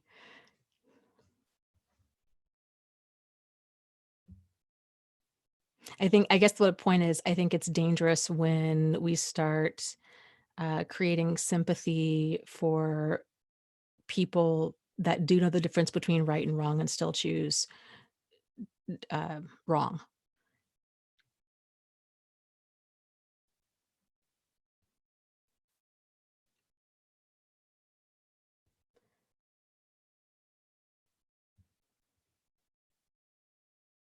Yes, Slavic Princess. This is the book that I've been meaning to discuss for book club for forever now. It'll be the next book we discuss at the end of this month. Wait, let me scroll up. Uh, talking, excuse me, gosh, Peter Levine, who I have the book. Hold on. Yes, right here. Waking the Tiger is the book I believe you were talking about. Uh, Peter Levine has a PhD in physiology and psychology, and discovered how effectively wild mammals overcome threatening experiences. This is the core of this book, and uh, it's a very I mean, it makes his approach makes sense. Um, I think it's worth a shot. It's a different approach to anxiety, whereas a traditional approach to anxiety is to try to relax and uh, basically not feel anxious. His whole approach is, if you go into fight or flight, then fully go into fight or flight. Like feel those emotions all the way through, and you can visualize it.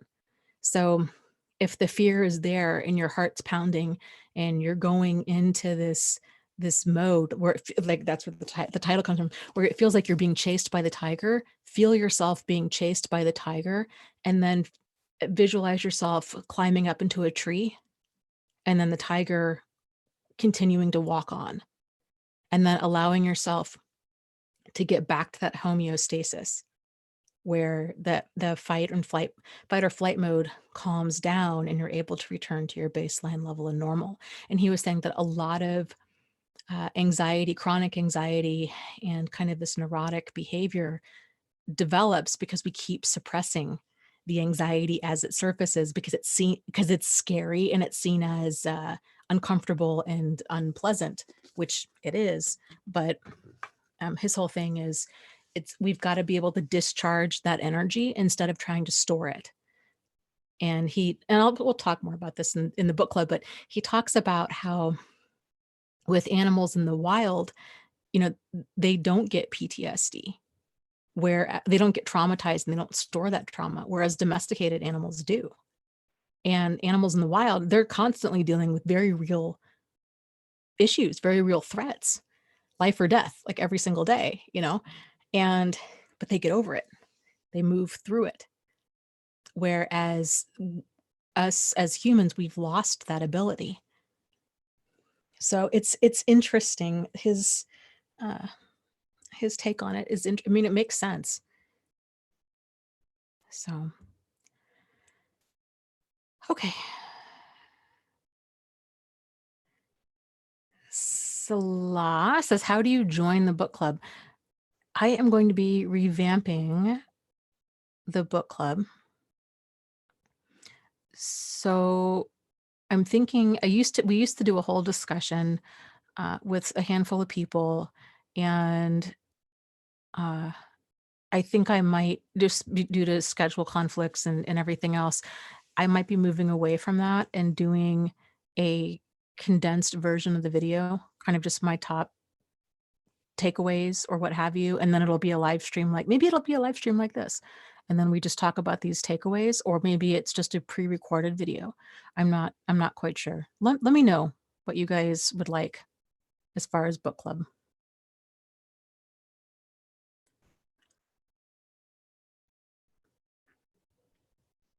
Let's see.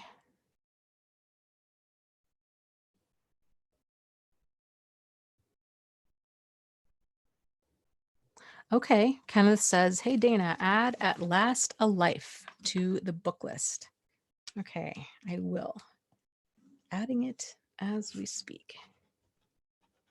At Last.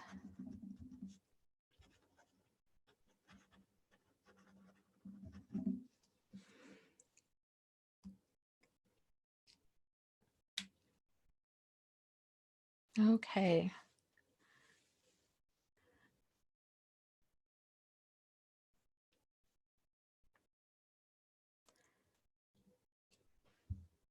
Let me scroll up here. Let's do a couple more questions, then I gotta go because I've got to pack. I've got to finish my laundry and pack because I'm leaving tomorrow morning. Ah.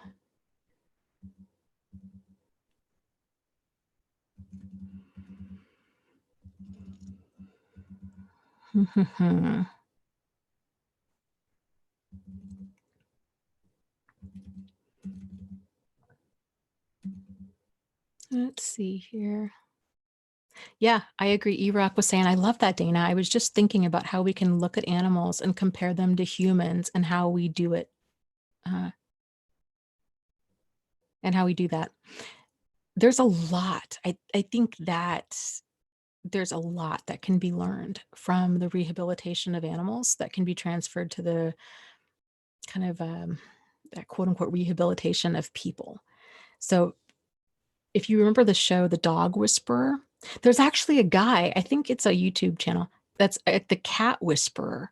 And this guy, it's the same kind of thing. This guy takes on, which dogs, they're pack animals. I would think that they would be, they tend to be, because they're pack animals, more oriented towards connection and being trained, I guess, whereas cats are just, sociopaths. So not so much. They're just loners and they don't care, by and large. But so this is what makes it so interesting with this guy that does this cat whispering stuff. So he takes on these cats that are just off the chain. I didn't even know cats could have this many issues.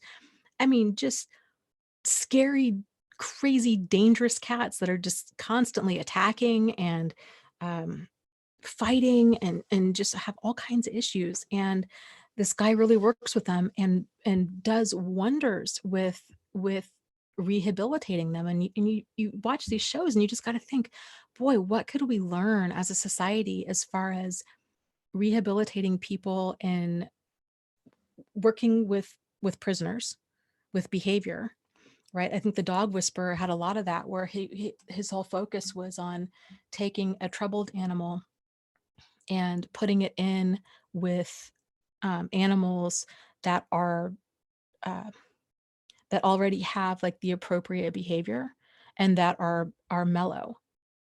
So you're only introducing, so that the outside dog is going to find stability and consistency with the other pack, and then so its behavior is going to raise to the level of the pack and not the other way around. So it's just fascinating with that. And same thing with people, with animals that are traumatized, how getting through there's just so much that can I think it's fascinating when you take out the language part of communication and you're processing trauma through other ways, through body language, through posturing, through creating that sense of stability and connection, how much healing is truly possible. And if so much of the trauma response is stored in both the mammalian part of our brain, the limbic system, and which they're finding that it largely is, or in the more reptilian part of our brain, then it makes absolute sense that the answer isn't so much having to do the with psychology. It has more to do with behaviorism. It's interesting. I don't know. There's it'll be interesting to see kind of comes what research comes out in the next 5 or 10 years. Kenneth, thank you for the live stream donation. He says, I must go. Thank you again, Dana, for the live stream. I hope I contributed to the conversation. Well, yes, you always do. Thank you. He says, have a safe trip and have fun. Get yourself a cup of coffee at the airport tomorrow on me. Well, thank you. I will absolutely take you up on that. I appreciate it. And I'll see you hopefully next week.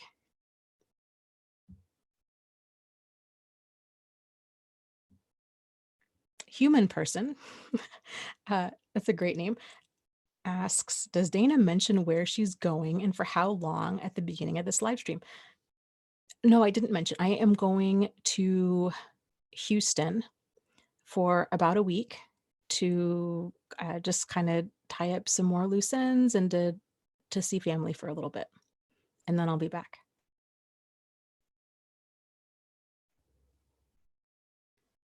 Let's see here.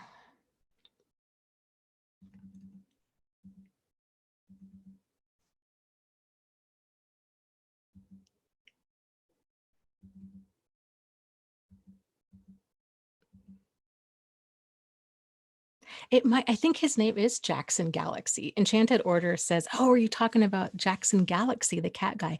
I don't remember his name, but I remember thinking it was a really cool name. So I think Jackson Galaxy sounds like it might be it. He's this kind of like tough guy. Like you wouldn't look at him and think, oh, I bet that guy's great with cats. You know, but he is, I mean, he is the cat whisperer. He's phenomenal. Yeah, highly recommend him. Cynthia says, I rehab horses. They're calling me the horse whisperer, LOL. Social animals, horses. Oh boy, that you are brave. Horses are so beautiful. They're just such majestic creatures. And but man, they're intimidating. I mean, they're just solid muscle. They're powerhouses. And I would be really intimidated to try to work with a horse that uh, had behavior issues. They freak me out when they're old and slow going, let alone when they're bucking and doing all kinds of stuff. There's a place here I volunteered at for a little bit before I had an issue with a horse, and then I stopped because it freaked me out so much. But there is a camp here it's like a day camp for kids, and well, not just with kids. They work with uh, at-risk kids, especially kids that have been abused, and they work with veterans that have PTSD. And they have a whole program that they use horses. They have, well, primarily horses. They have a lot of horses. They have some goats, but they mainly use the horses. I was a big fan of, hey, let's go hang out with the goats because they're cute and they're small. But anyways, they use all of these concepts of like respect and trust and building healthy trust, not just instant trust. Like here's how, in understanding, reading body language, like reading the horse, respecting the horse. What is the horse's space and where is our space and what does the horse like versus what we might like. Like we might want to, pet the horse and keep brushing it, or we wanna ride it, but the horse doesn't want that. And realizing, you know, like, where our wants and needs start and end, and where the horse's wants and needs start and end, and where that line of that level of respect is. It's great in a lot of ways. It really works wonders with kids with developing self-esteem and responsibility and accountability and self-awareness and body awareness and, um, building trust, and it's really cool.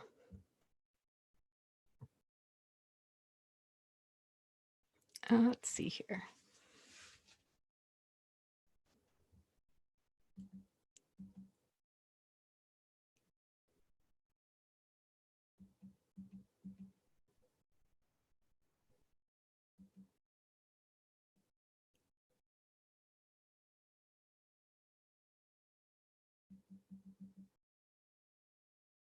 Um, e okay, Martha says, "Yeah, Jackson Galaxy is the cat whisperer."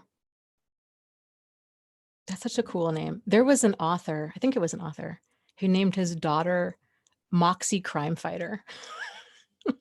Such a cool name.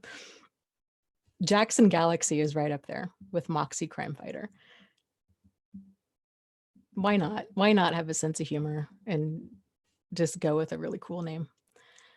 Slavic Princess asks, if you don't mind me asking, have you tried any of Peter Levine's techniques? If you don't want to talk about it, that's okay. I I'd have to go back through and look at the book. I have not. I don't think I've tried any of his techniques. Um, yes, let me get back to you with that, because I will have I'll have uh, opportunity to try them out, I think, by the end of this month, and I'll get back to you.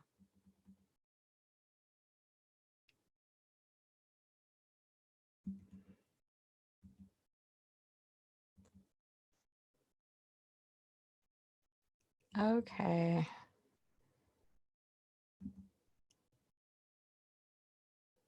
Yes, that's a great point, Jack, and that speaks to the whole nature nurture debate really well. He says, dogs behave in the manner of the behaviors their breed was bred for. Of course, different behaviors were selected for beagle versus terriers, etc. Yeah.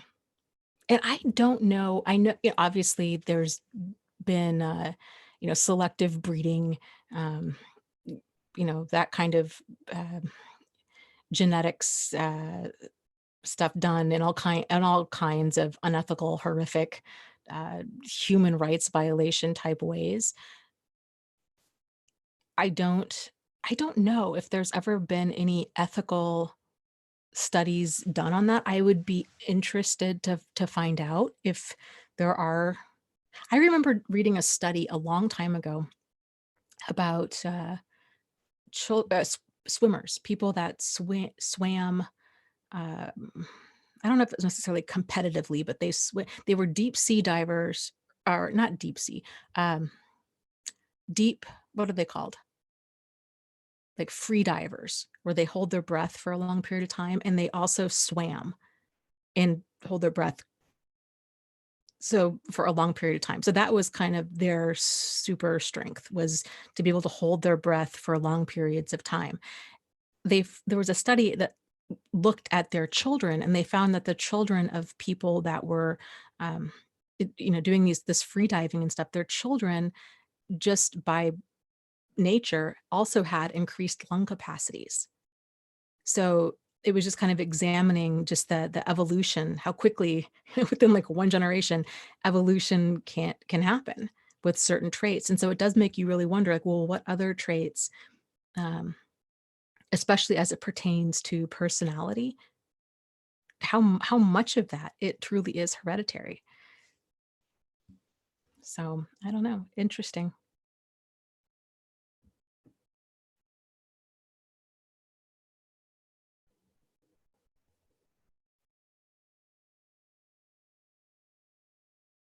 I guess maybe the only I would be curious to know if what studies have been done. I would imagine that there have been some done. But, Australia originally started off being populated by criminals. So you would think that there would be, because there was a disproportionate number of, um, people with, low that are low on the conscientiousness side of the spectrum, um, and high in criminality, and, low on empathy and remorse.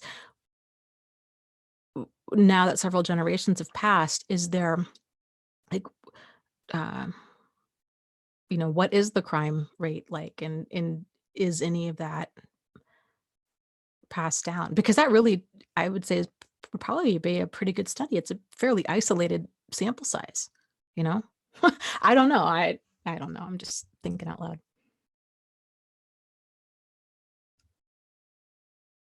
No, I have really. Bricks and Feathers says, Dana, have you heard about the sea nomads of the, and I'm probably not saying this correctly, Andaman Islands? They can see underwater. No, that's interesting.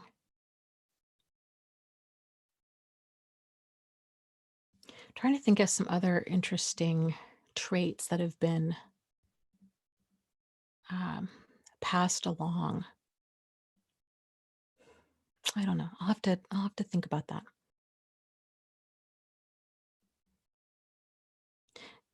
Kat says Robert Sapolsky talks about how animals physically release trauma immediately in his book, Why Zebras Don't Get Ulcers. That's a cute title. Animals can teach us a lot of lessons in how to release trauma healthfully. Yes, and I think, Eckhart Tolle touched on this a little bit in his book, The Power of Now, and I don't remember if Peter Levine addresses it or not, but I know Eckhart Tolle made the comment about how, um, like ducks, if you're out walking around a lake and you see ducks get into a squabble over who, whatever ducks fight over, they go at it. They're flapping their wings, they're attacking each other, they just really go at it. And then after it's over, they shake and they shimmy and they just kind of huff and puff and um they're just kind of doing this like, well, I can't, they're I never kind of a version of whatever, version of that. And then they're fine, and then they just go on swimming. And it's that they're discharging that residual energy that's come up during that fight reflex. It's fascinating. Humans don't, I think we're just so out of tune because this stuff's not taught. So it's really amazing that that we don't have more issues, that we're able to moderate our behavior to the degree that we do, considering the fact that this stuff's not taught. It's not even begun to be taught until their life really doesn't work. And even then, it's kind of taught with, um, the degree of effectiveness is uh, incredibly varied, and as is the degree of uh, help, I guess, that they get. It's not a one size. Uh, there's no really standardized approach, so the treatment can vary wildly, which is, frustrating. But yeah, we used to joke on here about how it would be really beneficial to have a place where people could discharge that anger, because it's such a common, understandable feelings for people that have been abused, especially been abused. And we used to joke like, man, we should open up a place called the Rage. We used to joke called the Rage Cafe, and this cafe, you could go in there, and out back would be all kinds of donated cars or you name it. And you just pick up a baseball bat and you go out back and you just kick and cuss and swear and beat up cars, old junk cars with baseball bats, and you take out all your frustrations. And then when you're done, you come inside and have a cup of tea. Like, that was our concept for a cafe. I we joke about it, but I really think that there is value in something like that, because it's really difficult to handle that intense level of rage. And what happens is a lot of people tend to self-medicate it because they don't know how, and I get it, I've been there. They don't know how to handle it. It's like turning on a fire hose and not knowing how to turn it off. And that's terrifying. So giving people an outlet for that, I think really would help society.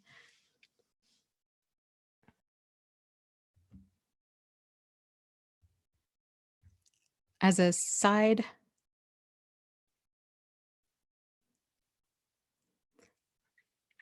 note, Namaste says beating old cards at the baseball bat is my dream. If I ever open this cafe, you can come work for us. Yes. We were joking. I work at I work out of 3 different offices. It's been really frustrating. And so we have all of this shared office space. And the other day I said, I am so tired of I just need my own office where I'm just stationary. And I said, I'm like this close to just getting an old RV or an old van and and or an old school bus or something, and just gutting it and making it a mobile therapy office. Just going around just like that in a very non-creepy way. But I thought, and we were joking about it, about how, well, we were joking about how creepy that would be at first, but if we were to do it in a non creeper way, how I was like, that would just be really interesting, frankly, to just go around and and I think honestly, to just listen to people. I don't even think it needs to be full on therapy. I think it just needs people just need to be listened to. So, I don't know. These are the weird 3 a.m. thoughts that I have. Tim says, he says, if I go to the Rage Cafe, I want my coffee black, no sugar, no cream, so I can summon up all my rage and then order another one. Yes. Maybe that's the thing. We only sell espresso at the Rage Cafe. That's it. We just sell one drink. Or what would be like the most caffeinated tea, like green tea or something. You have 2 options.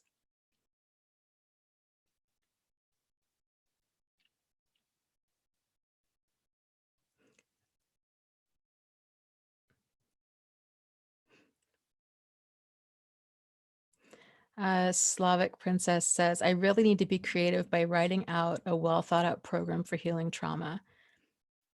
I've learned so much through repetition and research. I really want to help people. Well, send me an email. And let's see if we can somehow connect, because I'm all for that. And I do think that you would come up with a really fantastic program. I'm in the process of changing all of that. So what would be a good one? I think you can still send me email, dana@thriveafterabuse.com, and put in the subject line Slavic Princess so I can identify it.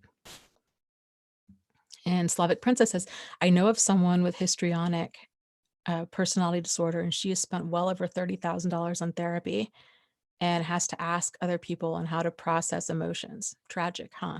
Yeah. And you know what? That's what's really upsetting about that is I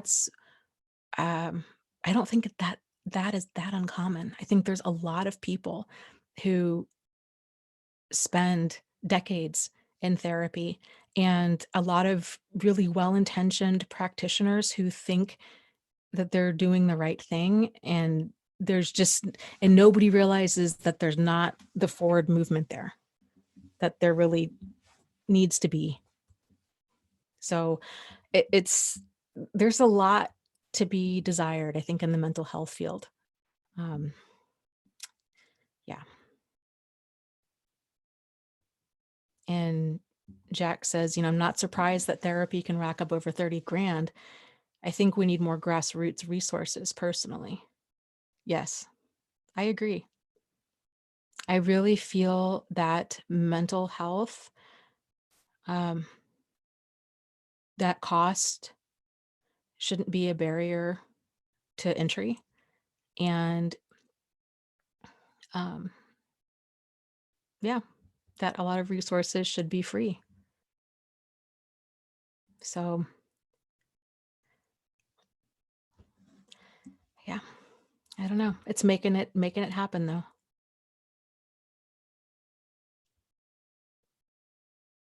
Happy Camper asks, just got here. Is the book club still a thing? What's up? Yes, it is still a thing. It's still happening. It'll be the last Thursday of this month, and 6:30 p.m. on Thursday. I'm not sure.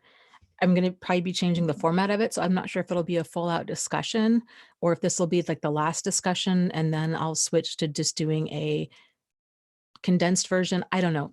Let me know what you guys are thinking as far as book club. I'm going to be changing up a lot of stuff in the next like month or so. Uh,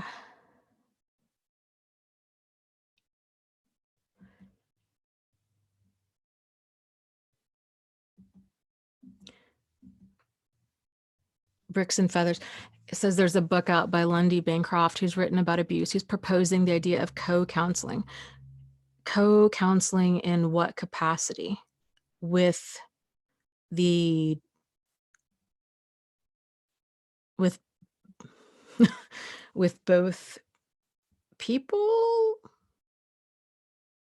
with like the perpetrator and the target, or what are we talking about?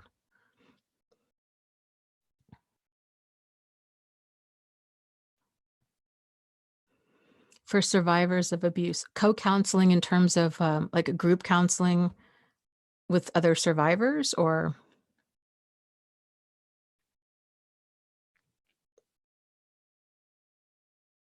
here's my take on that while you're answering. uh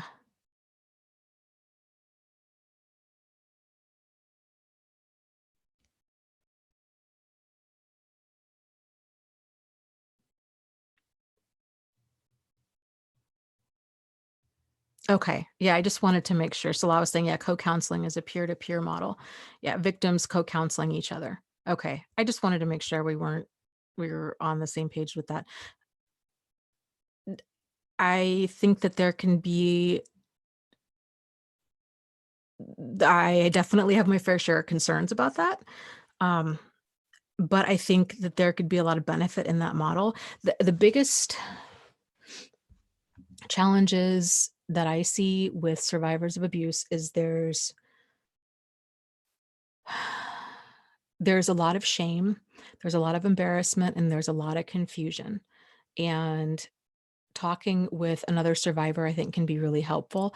I would be hesitant to do one-on-one co-counseling, almost um, with a with just that one-on-one model. I personally, um, I think that classes and groups can be incredibly helpful. So, and the reason I think classes especially, this might sound very strange because it's not the normal, like psychoeducation isn't normally like the first step in working with trauma. But what I have found is that because you're talking to a group, it decreases defensiveness.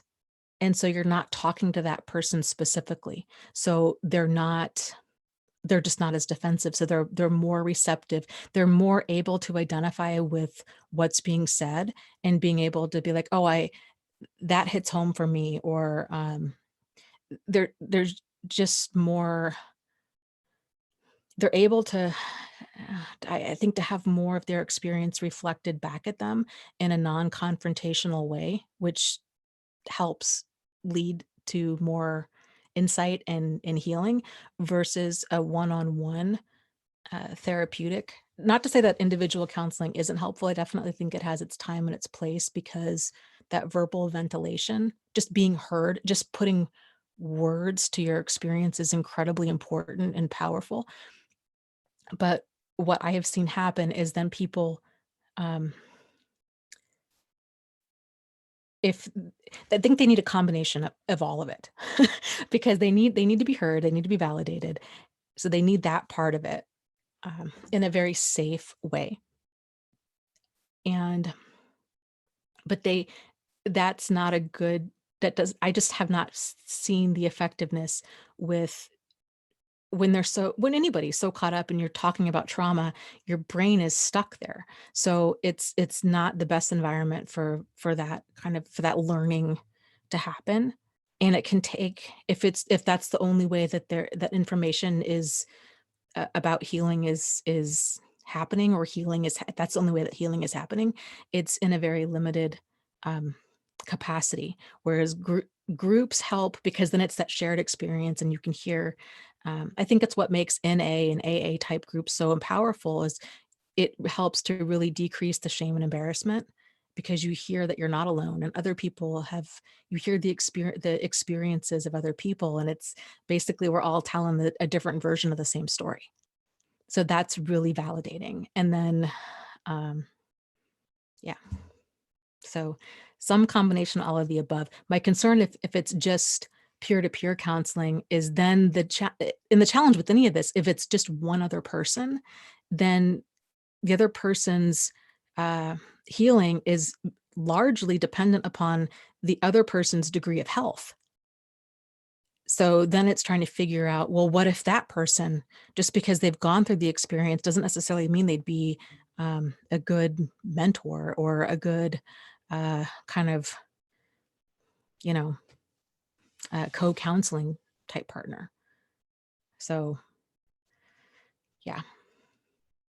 Okay. With that said, I, am going to sign off. Um,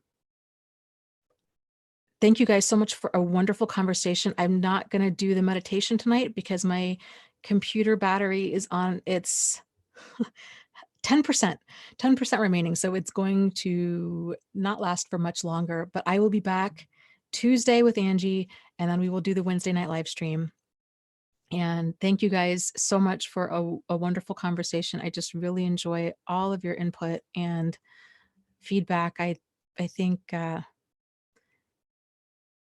the it's this is this conversation, this group conversation, if the nut of trauma is ever to be cracked, I think this is how it'll be done. It'll be in some sort of format like that. It's because it's all of us together with the wide variety of our experiences. We each come to the table with a piece of the puzzle. And having these conversations about what works, what doesn't work, and seeing different sides of that experience, that's where the magic happens. And I get goosebumps thinking about it, because it's so cool to see, uh, just the power in community and in that shared experience. And it's amazing what somebody else might consider, oh, this is, they don't think that this is this profound insight, but for somebody new, it might really be. So it's just amazing.